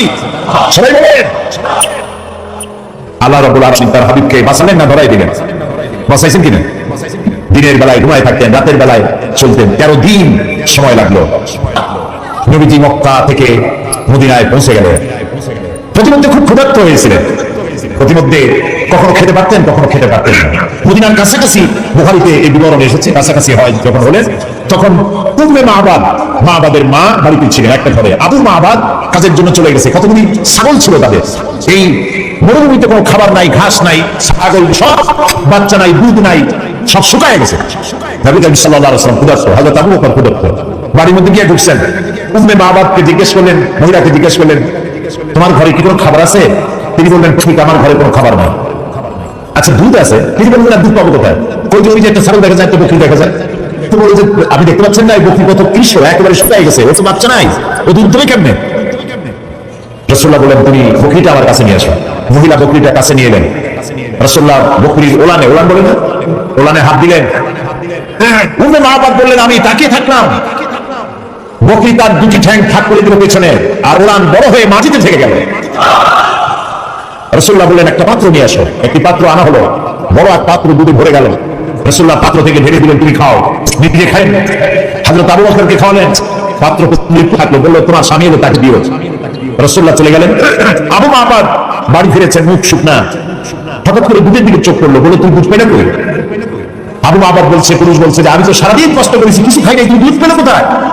উম্মে মা'বাদ বললেন, আমাদের বাড়িতে দুইজন মেহমান আসছিলেন এবং যা ঘটনা ঘটলো পুরো ঘটনা তিনি শোনালেন। আবু মা'বাদ জিজ্ঞেস করেন, আচ্ছা বলো তো, লোকটি কেমন দেখতে, কেমন? উম্মে মা'বাদ বলছে, আবু মা'বাদ, আমি সেই পুরুষটির কথা কি বলবো, আমার জীবনে এত সুন্দর সুপুরুষ আমি জীবনে দেখি নাই। তার চক্ষু আলোত, তিনি উপরের দিকে তাকায় কথা বলেন না, প্রয়োজনের বেশি একটি কথাও বলেন না। তার চলা, তার বসা, তার কথা, মুখের বাণী মণিমুক্তার মতো আমি সারা জীবনে এমন মানুষ দেখি নাই। আবু মা'বাদ বৃদ্ধ মানুষ সব শুনে বলল, খুব সম্ভব তাওরাতে যে শেষ নবীর কথা শুনছি, বিশ্বনবী তিনিই হবে, আমার ভাগ্য খুলে গেছে।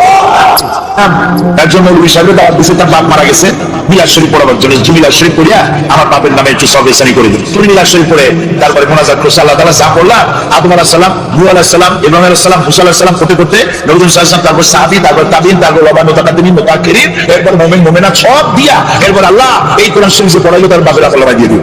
এখন সব দিয়া তারপর বলছে, ভাই খাবার কই, খাবার টাবার দেবেন না? মোটেও দেবো না। কেন? কি খাবার দেবো? এক খতম হলো শরীফ পড়িয়া তুমি দিছো আদম আলাইহিস সালাম থেকে শুরু করে সবাই, তো আমার বাপের বাড়ি পাইছি কি? বলছে সব জানে তুমি দোয়া পাঠাইছো, ওগুলোর বাড়ি থেকে খাওয়া, আমি খাওয়াই করবো না। ভুল পথে আগাচ্ছে, ভুল পথে আগাচ্ছে। কোন মৌলভী সাহেব, মৌলানা সাহেবের দাওয়াত না দিয়া আমার সন্তান যদি কোরআন তেলাওয়াত জানতো, আল্লাহর নবী বলেন মুমূর্ষ ব্যক্তির কাছে বসে সূরা ইয়াসিন তেলাওয়াত করো, আল্লাহ রাব্বুল আলামিন মৃত্যুর আযাব কমায়া দিবে। মরতে বসছে, তখন ছেলেবেলেরা হাউতাস করতে চিল্লাইতেছে, কোরআন শরীফ পড়তে জানে না। হায়রে কপাল। জানাজা করতে গেছে, জানাজায় নিয়ে গেছে বাপের লাশ, সাক্ষীরা বাড়ি বানাইছে, ঘর আছে, দোকান আছে, পাট আছে, জমিন আছে, গাড়ি আছে, সব আছে, সন্তানরা আলেম বানায় নাই। জানাজা করতে একজন মৌলানা সাহেবের আনা লাগছে, একজন মৌলানা সাহেব, ইমাম সাহেব জানাজা করতে আসলেন, আর আপনার ছেলে প্যান্ট পরা, শার্ট পরা, পেশাব করছে, কয়বার পানি নিয়ে নেয়, একবার প্যান্ট ট্যান্ট সর্বনাশ করা।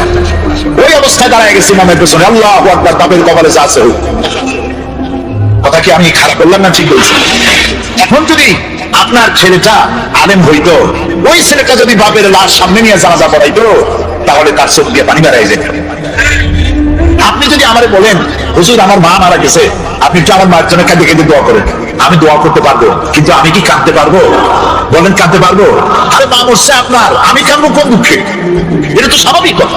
সেই জন্য কোরআন ছেলেকে শিখান, সন্তানকে শিখান, মেয়েকে শিখান, নিজে শেখেন, বউকে শিখান, জীবন বাকি জীবনটা কোরআনের খেদমতে লাগায় দেন। বলেন আমিন।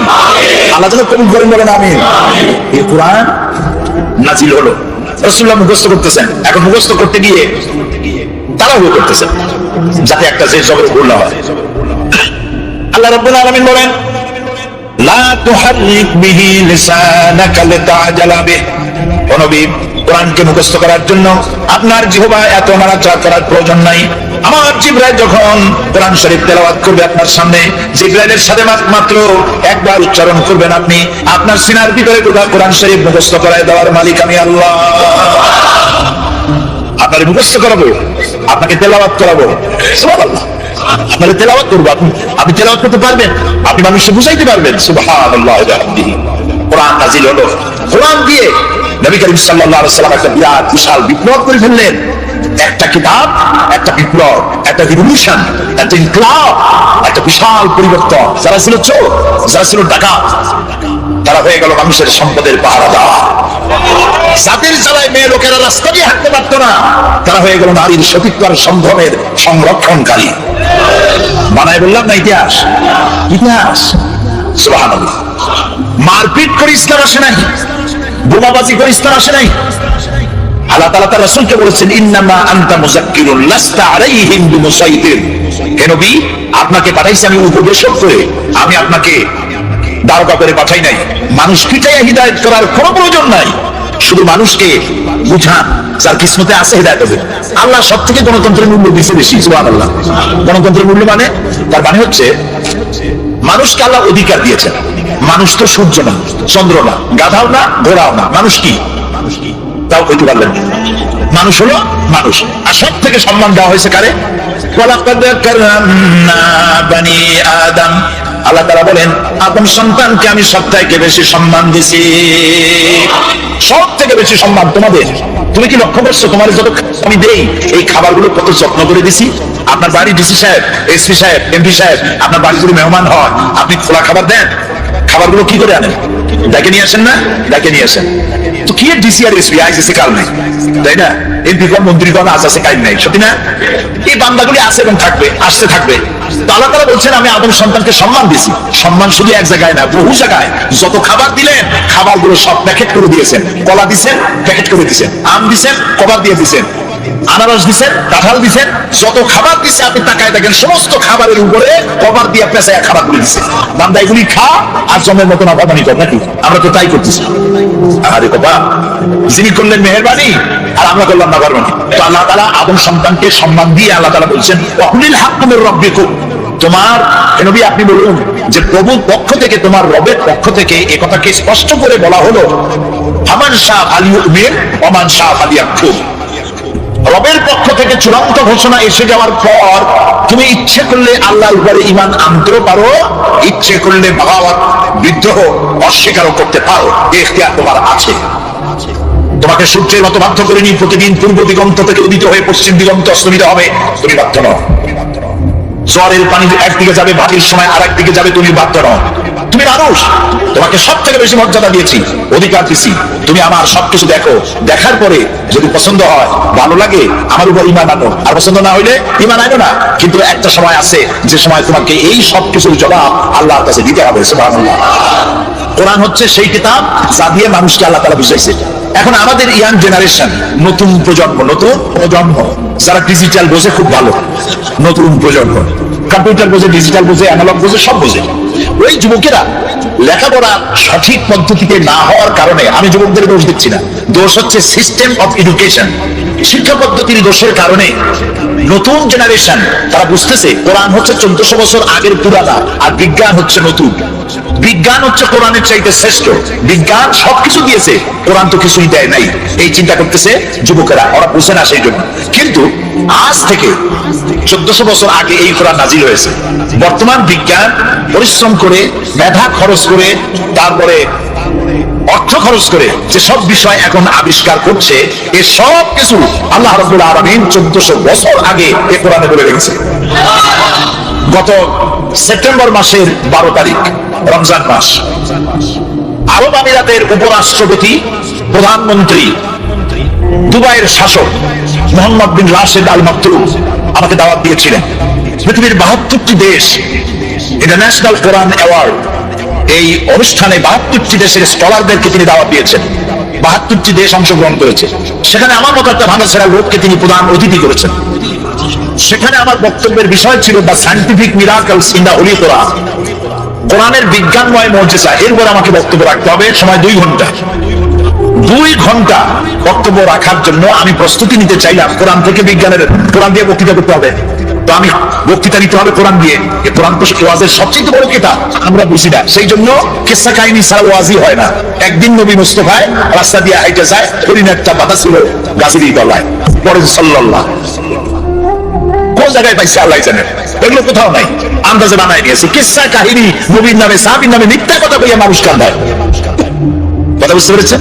কোরআনের শ্রেষ্ঠ ওয়াজের কিতাবের নাম কি? কোরআন। আমি যেহেতু আমাকে বক্তব্য রাখতে হবে, সেখানে সরকারি লোকজন থাকবে। সেই মাহফিলে প্রিসাইড করেছেন অ্যাটর্নি অফ ল ইব্রাহিম দুমিল্লাহ, তিনি প্রিসাইড করলেন। আরবরা উপস্থিত ছিলেন এবং উপস্থিতির সংখ্যা ছিল বিশাল। ওরা পত্রিকায় লিখেছে আরব আমিরাতের শ্রেষ্ঠ, সব থেকে বড় জমায়েত হয়েছে। টিভি চ্যানেলগুলি লাইভ প্রচার করেছে। আমি আগের থেকে প্রস্তুতি নিলাম যে বিজ্ঞানের উপরে আলোচনা করতে গিয়ে কোরআনের আয়াত কতগুলি পাওয়া যায়, খুঁজতে থাকলাম। অন্তত আমার খোঁজে, আমি তো ছোট মানুষ, কোরআন অত বুঝি না। লোকেরা কয় মুফাসসির কোরআন, আসলে তো কোরআনের তালিব ইলম, আমি কোরআনের ছাত্র।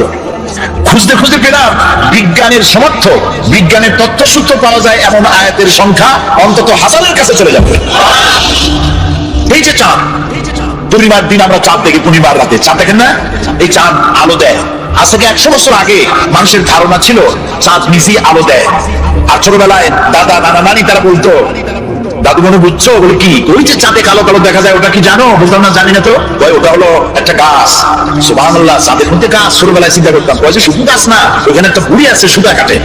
তখন চিন্তা করতাম যে আরে এই বুড়ি এত কষ্ট করে সুতা কাটে, সারাদিন তো খায় কি? তবে কিন্তু ওই ধারণা আমাদের এখন আর নাই, ঠিক না? ভূমিকম্প সম্পর্কে প্রশ্ন করা হতো, ভূমিকম্প কি জানো? বলতাম না, জানি না তো।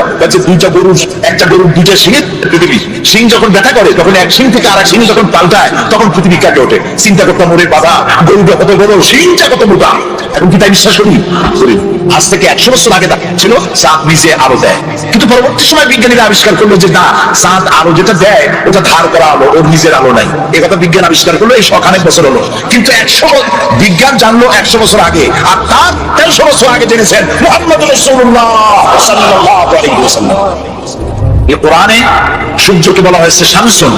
কোরআনের সূর্যকে কি বলা হয়েছে? শামসুন, সিরাজুন, ওয়াহাদুন, দিয়াউন। এর অর্থ কি? সিরাজ, শামস, দিয়া, এক একটার এক একটা অর্থ আছে। কোনটার অর্থ হচ্ছে প্রদীপ্ত প্রজ্জ্বল, কোনটার অর্থ হলো উত্তাপ সৃষ্টিকারী, আলো বিকিরণকারী। এটা হলো সূর্য। আর চাঁদের কথা যখন আল্লাহ বলেছেন তখন বলেছেন কামারান মুনীরা। কামার মানে চাঁদ, মুনীরা মানে আলোক প্রাপ্ত। যে চাঁদ আলো পায়া আলো বিকিরণ করে ওইটার নাম হলো চাঁদ। সুবহানাল্লাহ। তাহলে চাঁদের যে নিজের আলো নাই, এই কথা বিজ্ঞান বোঝার আগে বুঝছে কে? বলে মুহাম্মদ রাসূলুল্লাহ সাল্লাল্লাহু আলাইহি ওয়াসাল্লাম।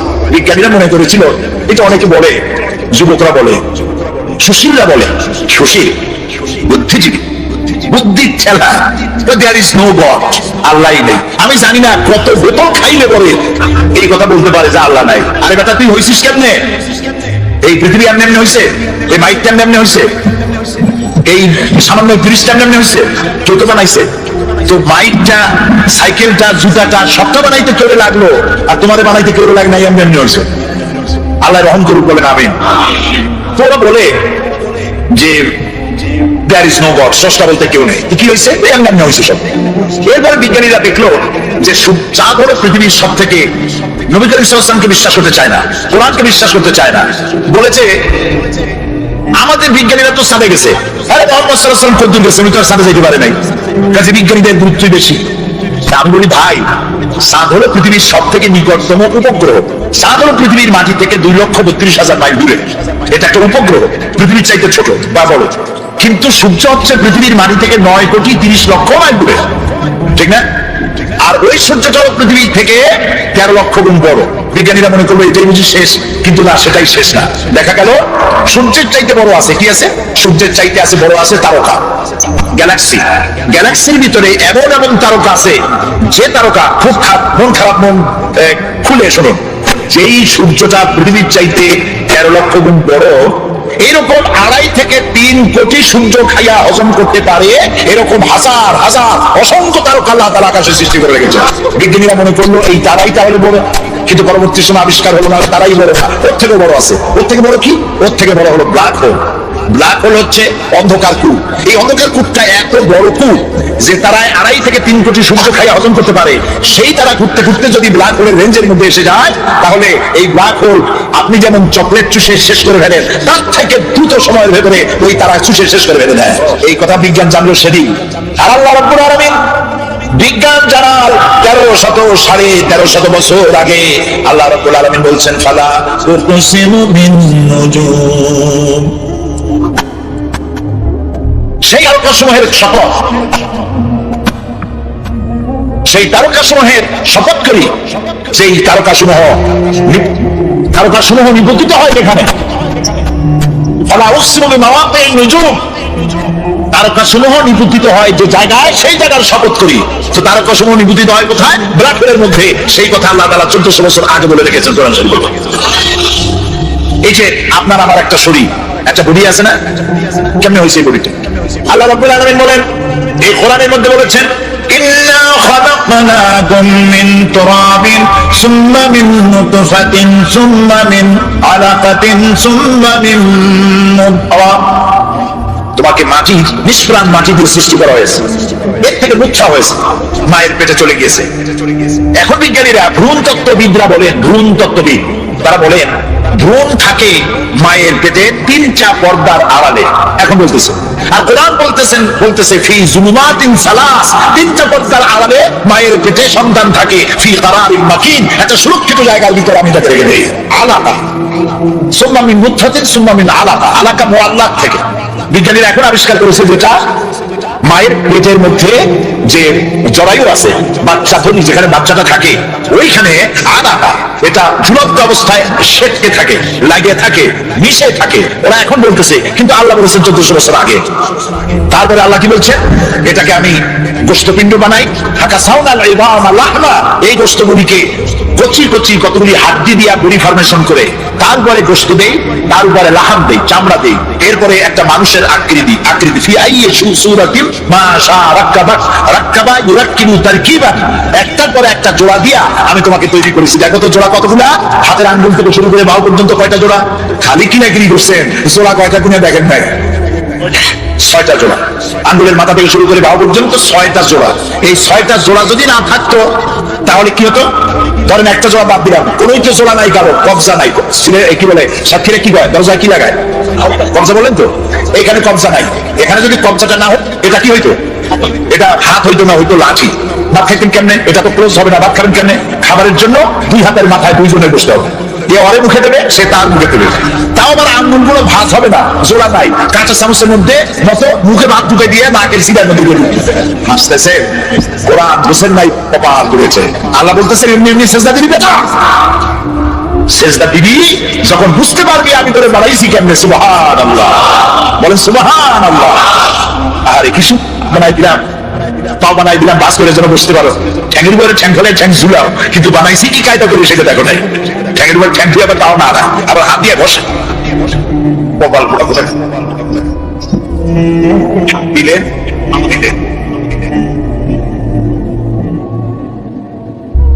ছোট দিলেন কথা বলার জন্য। ওয়ালিসানা ওয়া শাফাতাইন ওয়াহদাইনাহুম নাজদাইন। সুবহানাল্লাহ। আচ্ছা, এই যে 2টা ঠোঁট, কি কোন সুবহানাল্লাহ।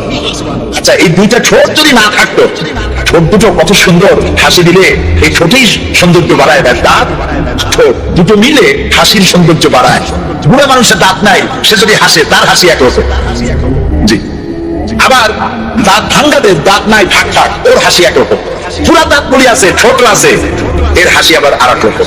এখন ঠোঁটবিহীন মুখের চিন্তা করেন, ঠোঁট নাই, মনে হবে যেন বেশকি দিয়ে রয়েছে সারাক্ষণ। কি সুন্দর 2টা ঠোঁট দিয়ে দিলেন। আপনি ঠোঁট নাড়বেন, জিহ্বা নাড়বেন, আপনার মনের কথাগুলি ভাষা হইয়া বেরিয়ে গিয়ে অন্যকে বুঝাতে সহযোগিতা করবে। সুবহানাল্লাহ, আল্লাহু আকবার। কোরআন এর ব্যাখ্যার কোনো শেষ নাই। আল্লাহ তাআলা বলছেন, قل لو كان البحر مدادا لكلمات ربي لنفد البحر قبل أن تنفد كلمات ربي ولو جئنا بمثله مددا। আল্লাহ তাআলা বলেন, হে আমার নবী আপনি বলেন, তাম পৃথিবীর সব পানিগুলি যদি কালি হয়ে যায়, আর তাই দিয়ে যদি আমার রবের কালিমার ব্যাখ্যা লেখা যদি শুরু হয়ে যায়, লিখতে লিখতে তাম পৃথিবীর সব পানিগুলি শেষ হয়ে যাবে, আমার রবের কালিমার ব্যাখ্যা লেখা শেষ হবে না। এটা সেই কোরআন। সুবহানাল্লাহ বলবেন না? আরে মুসলমান, এই কোরআন বুঝি না, কোরআন বুঝি না। ছেলেমেয়েদেরকে কোরআন শিখাই না, বাচ্চারা কোরআন জানে না। মরার সময় এই একটু আগে বলে আসছি মাদ্রাসা শিক্ষক পরিষদের মিটিং এর মধ্যে, কথা বললাম, হ্যাঁ বলে আসলাম, যখন মারা যায়, মরার সময় না শিবিরের কোথায় কোন প্রোগ্রামে বললাম, মানুষ যখন মারা যায় তখন তার পাশে সেইখানে নিয়ে এই কয়েকজন আলেম মাদ্রাসার ছাত্র নিয়ে কোরআন শরীফ পড়ায়, সাতক্ষীরা পড়ায়। এবার যদি শুধু সাতক্ষীরা না, সারা বাংলাদেশ, আমি সাতক্ষীরাকে ভালোবাসি সেই জন্য বারবার সাতক্ষীরা করি। তো সারা বাংলাদেশের সব জায়গায় মানুষ মরলে মাদ্রাসা থেকে কিছু আলেম ওলামা ছাত্র আনিয়া কোরআন শরীফ পড়াচ্ছে, কোরআন শরীফ পড়ে। এখন আপনাদের কমন সেন্সের কমন বাদ দিয়ে শুধু সেন্স যদি থাকে, সেটা দিয়ে চিন্তা করে কম, এই মরা মানুষটা একই কোরআন শরীফ শুনতে পাবে না। এর কোরআন শুনে লাভটা কি? এখন এই যখন বাইসে ছিল তখন তো শোনার নাই, এখন মরে গেছে। এই মরা মানুষটার কোরআন শুনে লাভ কি? আর শুনাইতেছেন কিছু আলেম নিয়ে আসছেন, কিছু মৌলবী, কিছু হাফেজ নিয়ে আসছেন। এখন 20 জন 25 জন হাফেজ নিয়ে আসছেন। ওরা চিন্তা করতেছে যে 25 জন আসছি, যদি 1000 টাকা দেয় তাহলে 50 টাকা করে ভাগে পাবো, কি 25 টাকা করে ভাগে পাবো। তো তেলাওয়াত করতেছে আর ফাঁকে ফাঁকে যদি এগুলো চিন্তা করে, কোনো হাফেজ আলেম রাগ করবেন না, আমি সত্যি কথা বলতেছি। এই চিন্তা যদি করে না, আমি ধরে নিলাম করে না, কিন্তু যদি করে পড়ার সময় যে পয়সা এত কয়টা দেবে ভাগে পাবো এত, তাহলে বিশ্বাস করুন 1 পয়সারও সব হবে না। সারাদিন তেলাওয়াত করবেন, কোনো সব হবে না, তাহলে সবই হলো না। আর মরা মানুষের কাছে বসে পড়াইবেন, লাভটা হলো কি? খামোখা কতগুলি পয়সা কেন? আল্লাহ পাকের মহব্বতে উদ্বুদ্ধ হয়ে যারা ইতিম এবং মিসকিনকে যারা দান করে, আত্মীয় স্বজন, গরিব আত্মীয় স্বজন, অসহায়, প্রতিবেশী, পথচারী, এদের জন্য যারা সাহায্য করে। কারণ হচ্ছে ইসলাম তো শুধু নামাজ রোজার কথাই বলেনি, ইসলাম মানুষের জীবনের সকল দুঃখ দুর্দশার দিকে লক্ষ্য রেখেছে। যারা বোঝে না তারা ইসলামকে শুধুমাত্র একটি ধর্ম মনে করে, আর ইসলামের যে অর্থনীতি আছে, সমাজনীতি আছে, এটা তারা বুঝতে পারে। মাছের যেমন পচন ক্রিয়া শুরু হয় তার মাথা থেকে, সমাজের পতন শুরু হয় তেমন রাজনৈতিক নেতৃবৃন্দ, সমাজ নেতৃবৃন্দ এবং এক শ্রেণীর বুদ্ধিজীবীদের মাথা থেকে, তাদের থেকেই সমাজে পচন ক্রিয়া শুরু হয়ে যায়। সেই শ্রেণীর লোকদের দাবি হলো ধর্ম আর অর্থনীতি সম্পূর্ণ 2 প্রান্তিক দিকে বাস করে। ধর্ম এক জিনিস আর অর্থনীতি হচ্ছে আর এক জিনিস, রাজনীতি হচ্ছে ভিন্ন জিনিস। তারা জানে না ইসলাম হচ্ছে পূর্ণাঙ্গ জীবন বিধান। আল্লাহ পাক বলছেন এই কোরআন কি তারা অনুসরণ করবে, তাদের তো খাওয়া পড়ার অভাব হওয়ার কথা না। কোরআনে কারিমে আল্লাহ রাব্বুল আলামিন বলেন فمن تبع هداي فلا خوف عليهم ولا هم يحزنون। আল্লাহ পাক বলেন এই কোরআনের অনুসরণ যারা করবে, এই কোরআনের আইন যারা মেনে চলবে, কোরআনকে মেনে যারা চলবে, এর শাসন যারা মেনে চলবে, ফালা খাউফুন আলাইহিম, ওদের জন্য কোনো ভয় নাই, ওয়ালা হুম ইয়াহজানুন, ওদের জন্য কোনো চিন্তাও নাই। কিসের ভয় নাই? যেই সমাজে কোরআনের আইন চালু হয়ে যাবে, ওই সমাজের ভিতরে চুরির ভয়, ডাকাতির ভয়, জেনার ভয়, হত্যার ভয়, ধর্ষণের ভয়, লাঞ্ছনার ভয়, বঞ্চনার ভয়, কোনো ভয় থাকবে না। ওয়ালা হুম ইয়াহজানুন, ওই সমাজের মানুষের মনে কোনো চিন্তাও থাকবে না। কিসের চিন্তা থাকবে না? যেই সমাজে কোরআন চালু হয়ে যাবে, কোরআনের আইন দিয়ে সমাজ পরিচালিত হবে, ওই সমাজের মানুষের খাওয়া পড়া, শিক্ষা, চিকিৎসা, বাসস্থানের কোনো চিন্তা থাকবে না। ইসলামী সমাজ তার গ্যারান্টি দেবে। ধরে বলেন সুবহানাল্লাহ। এটা আল্লাহ পাকের ওয়াদা। কার ওয়াদা? যেরকম তো আল্লাহ পাক ফামান তাবিআ হুদায়া ফালা খাউফুন আলাইহিম ওয়ালা হুম ইয়াহজানুন, আল্লাহ পাকের ওয়াদা। কিন্তু দুর্ভাগ্য আমাদের, আল্লাহর ওয়াদা বিশ্বাস হয় না। ওই যে প্রথম দিন বলেছিলাম যে ওয়াদার মৌসুম এসে গেছে, ওয়াদার এক বিরাট মৌসুম এসে গেছে। এখন থেকে যত জনসভা হবে শুনতে পারবেন শুধু ওয়াদা আর ওয়াদা। এই সব ওয়াদাগুলি মানুষেরা বিশ্বাস করে, কিন্তু আল্লাহ পাকের ওয়াদা মুসলমান হওয়া সত্ত্বেও মগজে ঢোকে না, মনের মধ্যে বিশ্বাস স্থাপন করতে পারে না। আল্লাহ পাক বলছেন কোরআনকে মানো, কোরআনকে মেনে চলো, তাহলে সমাজ সুন্দর হবে, ভয় থাকবে না, চিন্তা থাকবে না। এই পৃথিবীতে প্রথম দিন থেকে পৃথিবীতে দুইটা শ্রেণী চলে এসেছে এই পৃথিবী। একটা হচ্ছে ধনী, আর একটা হচ্ছে দরিদ্র। ধনী আর গরিব আবহমান কাল থেকে এই দুই শ্রেণী চলে আসছে। আদিকাল থেকেই মানুষ এই দুই শ্রেণীর ভিতরে সমতা সৃষ্টির জন্য প্রচেষ্টা চালিয়েছে, দার্শনিকরা চালিয়েছে, বিজ্ঞানীরা চালিয়েছে, এবং এক একজন এক এক ধরনের মতবাদ দিয়ে এই দুই প্রান্তিক অবস্থা থেকে একই সমান্তরালে আনার জন্য চেষ্টা কম করেনি। পুঁজিবাদের হাত থেকে রক্ষা পাওয়ার জন্য সমাজতন্ত্র তৈরি হলো, কমিউনিজম তৈরি হলো। অবস্থা তারা দেখতে পেল সর্বনাশ। আগে তো ছিলাম চোরের বাড়ির সামনে, সব চুরি হয়ে যেত, এখন তো ডাকাতের ঘাটে সেই নৌকা লাগালাম, এখন তো জানো যাবে। সেজন্য সমাজতন্ত্র পৃথিবীতে কিচ্ছু দিতে না পেরে নিজের দেশেই আত্মহত্যা করল।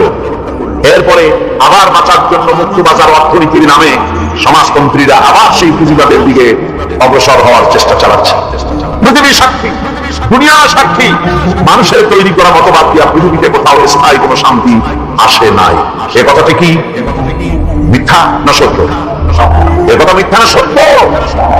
সুতরাং এই পৃথিবীর বুকে না সমাজবাদ দিয়ে শান্তি হবে, না পুঁজিবাদ দিয়ে শান্তি হবে। পৃথিবীর বুকে শান্তি হতে পারে কেবলমাত্র নবীদের পরিকল্পনার মাধ্যমে। কারণ দার্শনিক বিজ্ঞানীরা যা বলেছেন, পরিকল্পনা দিয়েছেন, সব তাদের মন মস্তিষ্ক প্রসূত। আর আম্বিয়া আলাইহিমুস সালামকে পরিকল্পনা দিয়েছেন সব আল্লাহ রাব্বুল আলামিনের দেওয়া। নবীদের পরিকল্পনা কার? জোরে চিল্লায় এখন কার? আল্লাহ রাব্বুল আলামিন তাদেরকে পরিকল্পনা দিয়েছেন। সেই পরিকল্পনার ভিত্তিতে তারা আদর্শ সেট করেছেন। মানুষের মধ্য থেকে দুঃখ, দুর্দশা, দারিদ্র, ক্ষুধা সব দূরীভূত হয়েছে, মানুষ সুখ পেয়েছে, সমৃদ্ধ পেয়েছে। আমার বন্ধুগণ, ইসলামী বিপ্লবের দাওয়াতের পর্যায়ে মক্কি জিন্দেগিতে যখন সূরা রাসূলের আসতেছিল, সেই সময় আল্লাহ রাব্বুল আলামিন বলেছেন ওয়াহাদাইনাহুন নাজদাইন, আমি কি উভয় স্পষ্ট পথ তাদেরকে দেখাই দেই নাই? উভয় স্পষ্ট পথ তাদেরকে দেখানো হয়েছে। ফালাতুকাহামাল আকাবাতা ওয়া মা আদরাকা মাল আকাবা ফাক্কু রাকাবা। তুমি কি জানো, তারা আসল কথা হলো তারা সেই দুর্গম বন্ধুর ঘাঁটি অতিক্রম করতে চায় না। তুমি কি জানো সেই বন্ধুর দুর্গম ঘাঁটিটি কি? তা হচ্ছে শৃঙ্খল বন্দি দশা থেকে মানুষদেরকে মুক্ত করে দেওয়া। আর أو إطعام في يوم ذي مسغبة يتيما ذا مقربة أو مسكينا ذا متربة। উপবাসের দিনে নিকটবর্তী এতিম দুঃখীকে খেতে দেওয়া, আর খুলে বলিন মিসকিন যারা আছে তাদেরকে খেতে দেওয়া, যাদের পেটে খাবার নাই ক্ষুধার দিনে খুঁজে খুঁজে তাদেরকে খাবার দেওয়া। এই সমস্ত কাজ যারা করবে আল্লাহ রাব্বুল আলামিন তাদের সম্পর্কে বলেছেন উলাইকা আসহাবুল মাইমানা। কিয়ামতের দিন এদের ডান হাতে আল্লাহ রাব্বুল আলামিন আমলনামা দান করবেন। জোরে বলেন সুবহানাল্লাহ। আমলনামা বেঈমানরা তাদের হাতে আসবে, তাদের কোন হাতে আসবে? বাম হাতে। আর আমলনামা ডান হাতে আসবে কাদের? এই সমস্ত লোকদের যারা এতিমকে মিসকিনকে যারা খেতে দিয়েছে। আর খেতে দিয়ে এতিম মিসকিনদেরকে খেতে দিয়ে তারপরে এর দ্বারা তাদেরকে কোনো খোটা দেয় নাই। তাদেরকে কেন খাওয়ায়? কোরআনে কারীম বলছেন وَيُطْعِمُونَ الطَّعَامَ عَلَى حُبِّهِ مِسْكِينًا وَيَتِيمًا وَأَسِيرًا। আল্লাহর স্বপ্নগুলা আল্লাহর ভালোবাসায় উদ্বুদ্ধ হয়ে খাবার খাওয়ায় মিসকিনদেরকে, এতিমদেরকে। আর তারা বলে ইন্নামা নুতঈমুকুম লিওয়াজহিল্লাহি লা নুরিদু মিনকুম জাযাআন ওয়ালা শুকুরা। আমি যে আমরা যে তোমাদের খাইতে দিলাম, এ খাওয়াচ্ছি শুধুমাত্র আল্লাহকে খুশি করার জন্য, তারই খুশি করার জন্য। এই খাবারের ব্যাপারে তোমাদের কাছ থেকে কোনো কৃতজ্ঞতা চাই না, সেটা করি সেটা আল্লাহর জন্য, আল্লাহকে খুশি করার জন্য। সুতরাং না কৃতজ্ঞতা চাই, না এর দ্বারা কোনো বিনিময় চাই। আল্লাহ রাব্বুল আলামিন এতিমের মাল সম্পদ আত্মসাৎ করার ব্যাপারে কঠোরভাবে নিষেধ ঘোষণা করেছেন। এতিমের মাল সম্পদ যেন আত্মসাৎ করো না। কোরআনে কারীমে স্পষ্ট ভাষায় বলা হয়েছে وَآتُوا الْيَتَامَى أَمْوَالَهُمْ وَلَا تَبَدَّلُوا الْخَبِيثَ بِالطَّيِّبِ। এতিমের মাল বা সম্পত্তি যথাযথভাবে তাদের হাতে ফিরিয়ে দাও। وَلَا تَبَدَّلُوا الْخَبِيثَ بِالطَّيِّبِ। আর তাদের ভালো মালগুলি তোমার ভালো খারাপ মাল দিয়ে বদলাইয়া দিও না। وَلَا تَأْكُلُوا أَمْوَالَهُمْ إِلَى أَمْوَالِكُمْ إِنَّهُ كَانَ حُوبًا كَبِيرًا। আর তাদের সম্পদ তোমাদের সম্পদের সাথে যেন মিশাইয়া হজম করে ফেলে দিও না। এটা অত্যন্ত কষ্টকর গুনাহ, এ কাজ তোমরা করবেন। এতিমের ধন সম্পত্তি সাধারণত মামা এবং চাচাদের হাতে থাকে, ঠিক কিনা? এতিমের সম্পদ থাকে তাদের কাছে, মামা আর চাচাদের কাছেই বেশিরভাগ থাকে। এতিম তো ছোট্ট মানুষ, বড় হতে সময় লাগে। এই ফাঁকে তার ভালো মালগুলি নিয়ে তার বদলে নিজের পচা মাল রেখে দেয়, অথবা তার ভালো সম্পত্তিটা নিজের সম্পত্তির সাথে মিলাইয়া একাকার করে ফেলে দেয়। আল্লাহ রাব্বুল আলামিন কঠোরভাবে নিষেধ করেছেন, খবরদার এই কাজটি করবা না। যারা এমন কাজ করে, এতিমের মাল যারা নষ্ট করে, এতিমের মাল যারা খায়, তাদের সম্পর্কে আল্লাহ পাক বলছেন ইন্নাল্লাযীনা ইয়াকুলুনা আমওয়ালাল ইয়াতামা যুলমান ইন্নামা ইয়াকুলুনা ফী বুতুনিহিম নারা ওয়া সায়াসলাউনা সাঈরা। অন্যায়ভাবে এতিমের মাল যারা ভক্ষণ করে, তারা তো এতিমের মাল খায় না, বরং পেটের মধ্যে তারা আগুন ঢুকায়। পেটের মধ্যে কি ঢুকায়? আর অচিরেই এদেরকে জাহান্নামে নিক্ষেপ করা হবে। কোথায় নিক্ষেপ করা হবে? জাহান্নামে। যারা এতিমের মালকে ভক্ষণ করে, এতিমের মাল নষ্ট করে, এতিমের হক নষ্ট করে, তাদের জায়গা জাহান্নাম। আর এতিমের মাল যারা খায়, তারা যেন আগুন খায়। কি খায়? এতিমের ধন সম্পদ হজমকারীদের ব্যাপারে তাদের যে বিরাট হীনমন্যতা কাজ করে। এজন্য আল্লাহ পাক বলতেছেন কাল্লা বাল্লা তুকরিমুনাল ইয়াতীম। না, কখনোই নয়। আসল ব্যাপার হচ্ছে তোমরা হীনমন্যতার কারণে এতিমকে সম্মান দাও না, এতিমকে মর্যাদা দাও না। ওয়ালা তাহাব্বুনা আলা তাআমিল মিসকিন। আর মিসকিনদেরকে তোমরা পরস্পরকে খেতে দেওয়ার জন্য তোমরা উৎসাহিত করো না। নিজেরাও খাও না, অন্যদেরকেও সে পথে উৎসাহিত করো না। এই যে কাজ তোমরা করে, বাস্তব অপরাধ। আল্লাহ রাব্বুল আলামিন এতিমের মাল সম্পর্কে আরো বলছেন ওয়ালা তাকরাবু মালাল ইয়াতীম ইল্লা বিল্লাতী হিয়া আহসান হাত্তা ইয়াবলুগা আশুদ্দাহু। আল্লাহ পাক বলেন এতিমের মালের নিকটবর্তীও হবে না যতক্ষণ পর্যন্ত তারা যৌবন প্রাপ্ত না হয়, বুদ্ধি শুদ্ধি না আসে, ততক্ষণ পর্যন্ত এতিমের মালের কাছে যাবে না। হ্যাঁ যাবে, মালটাকে রক্ষণ করার জন্য, রক্ষণাবেক্ষণ করার জন্য, মালগুলি খাওয়ার জন্য না। এতিমদের ব্যাপারে আল্লাহ পাক এভাবে সতর্ক করেছেন। মানুষ যখন বাচ্চাগুলি তখন এতিম হয়ে যায়, বাচ্চা বেঁচে থাকতে, বাচ্চার বাপ মা বেঁচে থাকতে বাচ্চারে তুলে নেয়। দেখবেন বড় লোকের ছেলে দেখতে ভালো দেখা যাচ্ছে না, নাকে ময়লা তাতে ময়লা, তারপরেও বড় লোক সেই জন্য বাচ্চাটাকে কোলে নেয়। ইচ্ছা করে না, তারপরে তারা খুশি করার জন্য কোলে নেয়। করে না কিরকম? এরকম করে বাপ মা বেঁচে আছে, তখন চাচাতে মানুষে ভাগনাকে ভাতিটাকে আদর করে কোলে নেয়, ঘাড়ে নাই চুমা খায়। আর যখন বাপ মা মরে গেল, বাপ যখন মারা গেল, এই ছোট্ট বাচ্চাটি চাচার দিকে ফেলফাল করে তাকায়, মায়ের দিকে তার মামার দিকে ফেলফাল করে তাকায়, একটু বাড়ির জন্য করে দিয়ে তখন আর আদর করে না। মনের মধ্যে তখন দুর্বিসন্ধি থাকে, এই বাচ্চা মরুক অথবা তার সম্পদ আছে সম্পদগুলিকে উদ্ধার করে দেয়। দেখেন এবার মিলান কথার সাথে আল্লাহ পাক লাইসাল বিররা আন তুওয়াল্লু বুজুহাকুম কিবালাল মাশরিকি ওয়াল মাগরিব। পূর্ব পশ্চিমে কত মাথা ধুলালে কত সেজদা দিলে এটাই কিন্তু পুণ্যবান হওয়ার জন্য বড় কথা নয়, বরং সত্যই হলো আগে যা বলেছি সেগুলি। আর সত্য হলো এতিম মিসকিনদেরকে, বিধবাদেরকে, অসহায়দেরকে সাহায্য করতে হবে। এগুলি করলে তাহলে তুমি বলবেন বলে প্রমাণিত হবে, তুমি সব ব্যক্তি ভালো মানুষ, নেককার, পুণ্যবান বলে আল্লাহ পাকের দরবারে তুমি প্রমাণিত হবে। আল্লাহ পাক বলছেন ওয়াকামাস সালাতা ওয়া আতাজ যাকাত। সত্যিকারের নেককার এবং পুণ্যবান হওয়ার জন্য নামাজ প্রতিষ্ঠা করতে হবে আর যাকাত আদায় করতে হবে। আমি নামাজটাকে মাঝখান থেকে ছেড়ে দিলাম আগামীকালের জন্য ইনশাআল্লাহ, যেহেতু এতিম মিসকিনদের কথা, সাদকার কথা, দানের কথা বলছি আর যাকাত আছে সামনে, এটার সাথে যাকাতটা মিলাই দিই, তাহলে কালকে শুধু আমাদের ব্যাপারে বললেই চলবে ইনশাআল্লাহ।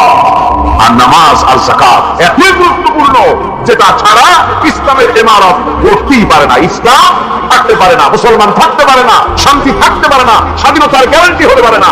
নামাজ, যাকাত আল্লাহ পাক যে নিয়ম করেছেন এর উপরই মানুষের শান্তি, স্বস্তি, স্থিতিশীলতা সবটার গ্যারান্টি হচ্ছে নামাজ আর যাকাত। সুবহানাল্লাহ। আল্লাহ রাব্বুল আলামিন যাকাতের কথা বলছেন। যাকাত হচ্ছে পবিত্র করে দেওয়া। নামাজের পর ইসলামের সবচেয়ে গুরুত্বপূর্ণ ব্যাপার হলো নামাজ, নামাজের পরেই গুরুত্বপূর্ণ ব্যাপার হচ্ছে যাকাত। আর ইবাদতের বেলায় সাধারণত নামাজের পরে আমরা রোজা বলি, নামাজ রোজা, কিন্তু আসল কথা হচ্ছে নামাজের পরেই যাকাত। কোরআনে কারিমে এভাবেই বলা হয়েছে নামাজ এবং যাকাত এই দুটি জিনিস হচ্ছে ইসলামের প্রধান স্তম্ভ। ইসলামের রাষ্ট্র যদি হয়, যদি দেশটা ইসলামী রাষ্ট্র হয়ে যায়, তাহলে মুমিনরা যদি ক্ষমতা আসে তাহলে কি কাজ করবে? আল্লাহ রাব্বুল আলামিন কোরআনে কারীমের মধ্যে বলেছেন আল্লাযীনা ইম্মাক্কান্নাহুম ফিল, যিনি যা খুশি তাই খুশি। সুতরাং আল্লাহ হচ্ছেন এমন এক লফজ, এমন এক নাম, এমন এক ইসমে জাত যার কোনো বিকল্প নাই, যা উল্বাদ করে আল্লাহকে স্রষ্টা বললে এটা সারবে না, সৃষ্টিকর্তা বললে সারবে না। আল্লাহ পাকের নামের বিরাট বিশাল ব্যাপক অর্থ রয়েছে। সুতরাং আল্লাহকে আল্লাহই বলতে হবে। আল্লাহকে কি বলতে হবে? আল্লাহ আল্লাহ আল্লাহ। কত মজাই নামে, সুবহানাল্লাহ, কত মজাই নামে। আল্লাহ রাব্বুল আলামিন বলেন, আমরা শুরু করছি সূরা ফাতিহা, অভিনন্দন পত্র দিচ্ছি, কারে দিচ্ছি? আল্লাহ পাককে দিচ্ছি। সেখানেও ভাষা দিয়ে রব্বুল আলামিন বলেন প্রশংসা করো, আলহামদুলিল্লাহি রাব্বিল আলামিন। সমস্ত প্রশংসা আল্লাহ পাকের, যিনি হচ্ছেন রব, যিনি কি রব। এখন এই রব শব্দের বাংলা অর্থ করা হয় প্রভু, লালনকারী, প্রতিপালনকারী, কিন্তু এই অর্থ যথেষ্ট নয়। কোরআনে কারিমে যে রব বলা হয়েছে তার অর্থ হচ্ছে, তার অর্থ ব্যাপক, অনেক বিশাল এর অর্থ। এ রব কাকে বলে? এই রব শব্দের বাংলা অর্থ করা হয় প্রভু, লালনকারী, প্রতিপালনকারী, কিন্তু এই অর্থ যথেষ্ট নয়। কোরআনে কারিমে যে রব বলা হয়েছে তার অর্থ হচ্ছে, তার অর্থ ব্যাপক, অনেক বিশাল এর অর্থ। এ রব কাকে বলে? আমি রবের সমস্ত ব্যাখ্যা করতে পারবো না, তবে অল্প কথায় এমন ভাবে বলতে চেষ্টা করব যাতে করে আপনাদের বুঝে আসবে ইনশাআল্লাহ। আমরা বলি ইনশাআল্লাহ। এখন আপনারা যদি আমাকে প্রশ্ন করেন যে অত কথা বুঝি না, এক লাইনে এক বাক্যে বুঝাই দেন রব কাকে বলে, তাহলে আমি কথাটা এইভাবে বলবো, যাহার যখন যে জিনিসের যতটুকু প্রয়োজন তাহাকে তখন সেই জিনিস ফরিয়াদ করার আগে যিনি পৌঁছে দেন তার নাম হচ্ছে রব। এই রব হচ্ছে তার মধ্যে রুবুবিয়তের সম্পূর্ণ কোয়ালিটিতে ভর্তি। আল্লাহ পাকের মধ্যে রুবুবিয়তের কোয়ালিটি। রব শুধু সৃষ্টি করেই ছেড়ে দেন না, প্রতিপালন করেন, পূর্ণতায় পৌঁছে দেন। সুবহানাল্লাহ বলতে ইচ্ছে করে না ভাইয়া? দেখেন আল্লাহ রাব্বুল আলামিন এমন রব, বাংলাদেশের কুকুর আর আমেরিকা, ইউরোপের শীত প্রধান দেশের কুকুর একরকম নয়। আমাদের দেশের পশু, ইউরোপ আমেরিকার শীত প্রধান দেশের পশু একরকম নয়। তার কারণ হলো আমাদের দেশে শীত কম, নাতিশীতোষ্ণ অঞ্চলের মধ্যে খানিকটা পড়ে যায়। এখানে পশুদের গায়ে কম পশম থাকলে কোনো অসুবিধা নাই। ভেড়া, ঘোড়া, কুকুর বন্য প্রাণীকে কেউ তো কম্বল দেয় না, ল্যাব দেয় না, রাজাই দেয় না, খাতা দেয় না, চাদর দেয় না। আল্লাহ রাব্বুল আলামিন তিনি এমন রব, শীত প্রধান দেশের পশুদের গায়ে পশম দিয়া চিরস্থায়ী কম্বল জড়ায় দিয়েছেন। এটা হচ্ছে রব। প্রতিপালনের পদ্ধতি কি সুন্দর করে তিনি প্রতিপালন করছেন, কি সুন্দর করে তিনি পশু পক্ষীগুলিকে তাদের আহার জোগাড় করছেন, প্রতিপালন করছেন। তিনি রব, মানুষকে সৃষ্টি করেছেন, আমাদেরকে সৃষ্টি করেছেন, সব প্রয়োজন মিটাইছেন, সকল প্রয়োজন মিটিয়েছেন, একটা জিনিস বাদ রাখেন না। আমাদের মুখে দাঁতের দরকার ছিল, মায়ের পেট থেকে দাঁত নিয়ে আসিনি। মায়ের পেট থেকে আসার পরে আমাদের খাবারের দরকার ছিল। লক্ষ্য করেন রব কারে বলে, লক্ষ্য করুন। মায়ের পেটের মধ্যে যখন ছিলাম ওখানে কোনো রোগের জীবাণু ঢুকতে পারে নাই। ফি করারিন মাকিন, একটি সুরক্ষিত জায়গায় আল্লাহ রাব্বুল আলামিন বাচ্চাকে রেখেছেন, যেখানে কোনো সর্দি হবে না, জ্বর হবে না, সর্দি হবে না, ব্রঙ্কাইটিস হবে না, ডায়াবেটিস হবে না, প্রেসার হবে না। মায়ের পেটের মধ্যে বাচ্চাকে এমন জায়গায় আল্লাহ যত্ন করে রেখেছেন। এই বাচ্চা যখন মায়ের পেট থেকে বেরিয়ে এলো তখন তার পরিবেশ অত্যন্ত খারাপ। এখানে পলিউশন আছে, এখানে কার্বন ডাই অক্সাইড আছে, এখানে বিষাক্ত হাওয়া আছে, এখানে দূষিত আবহাওয়া রয়েছে। প্রতি মুহূর্তে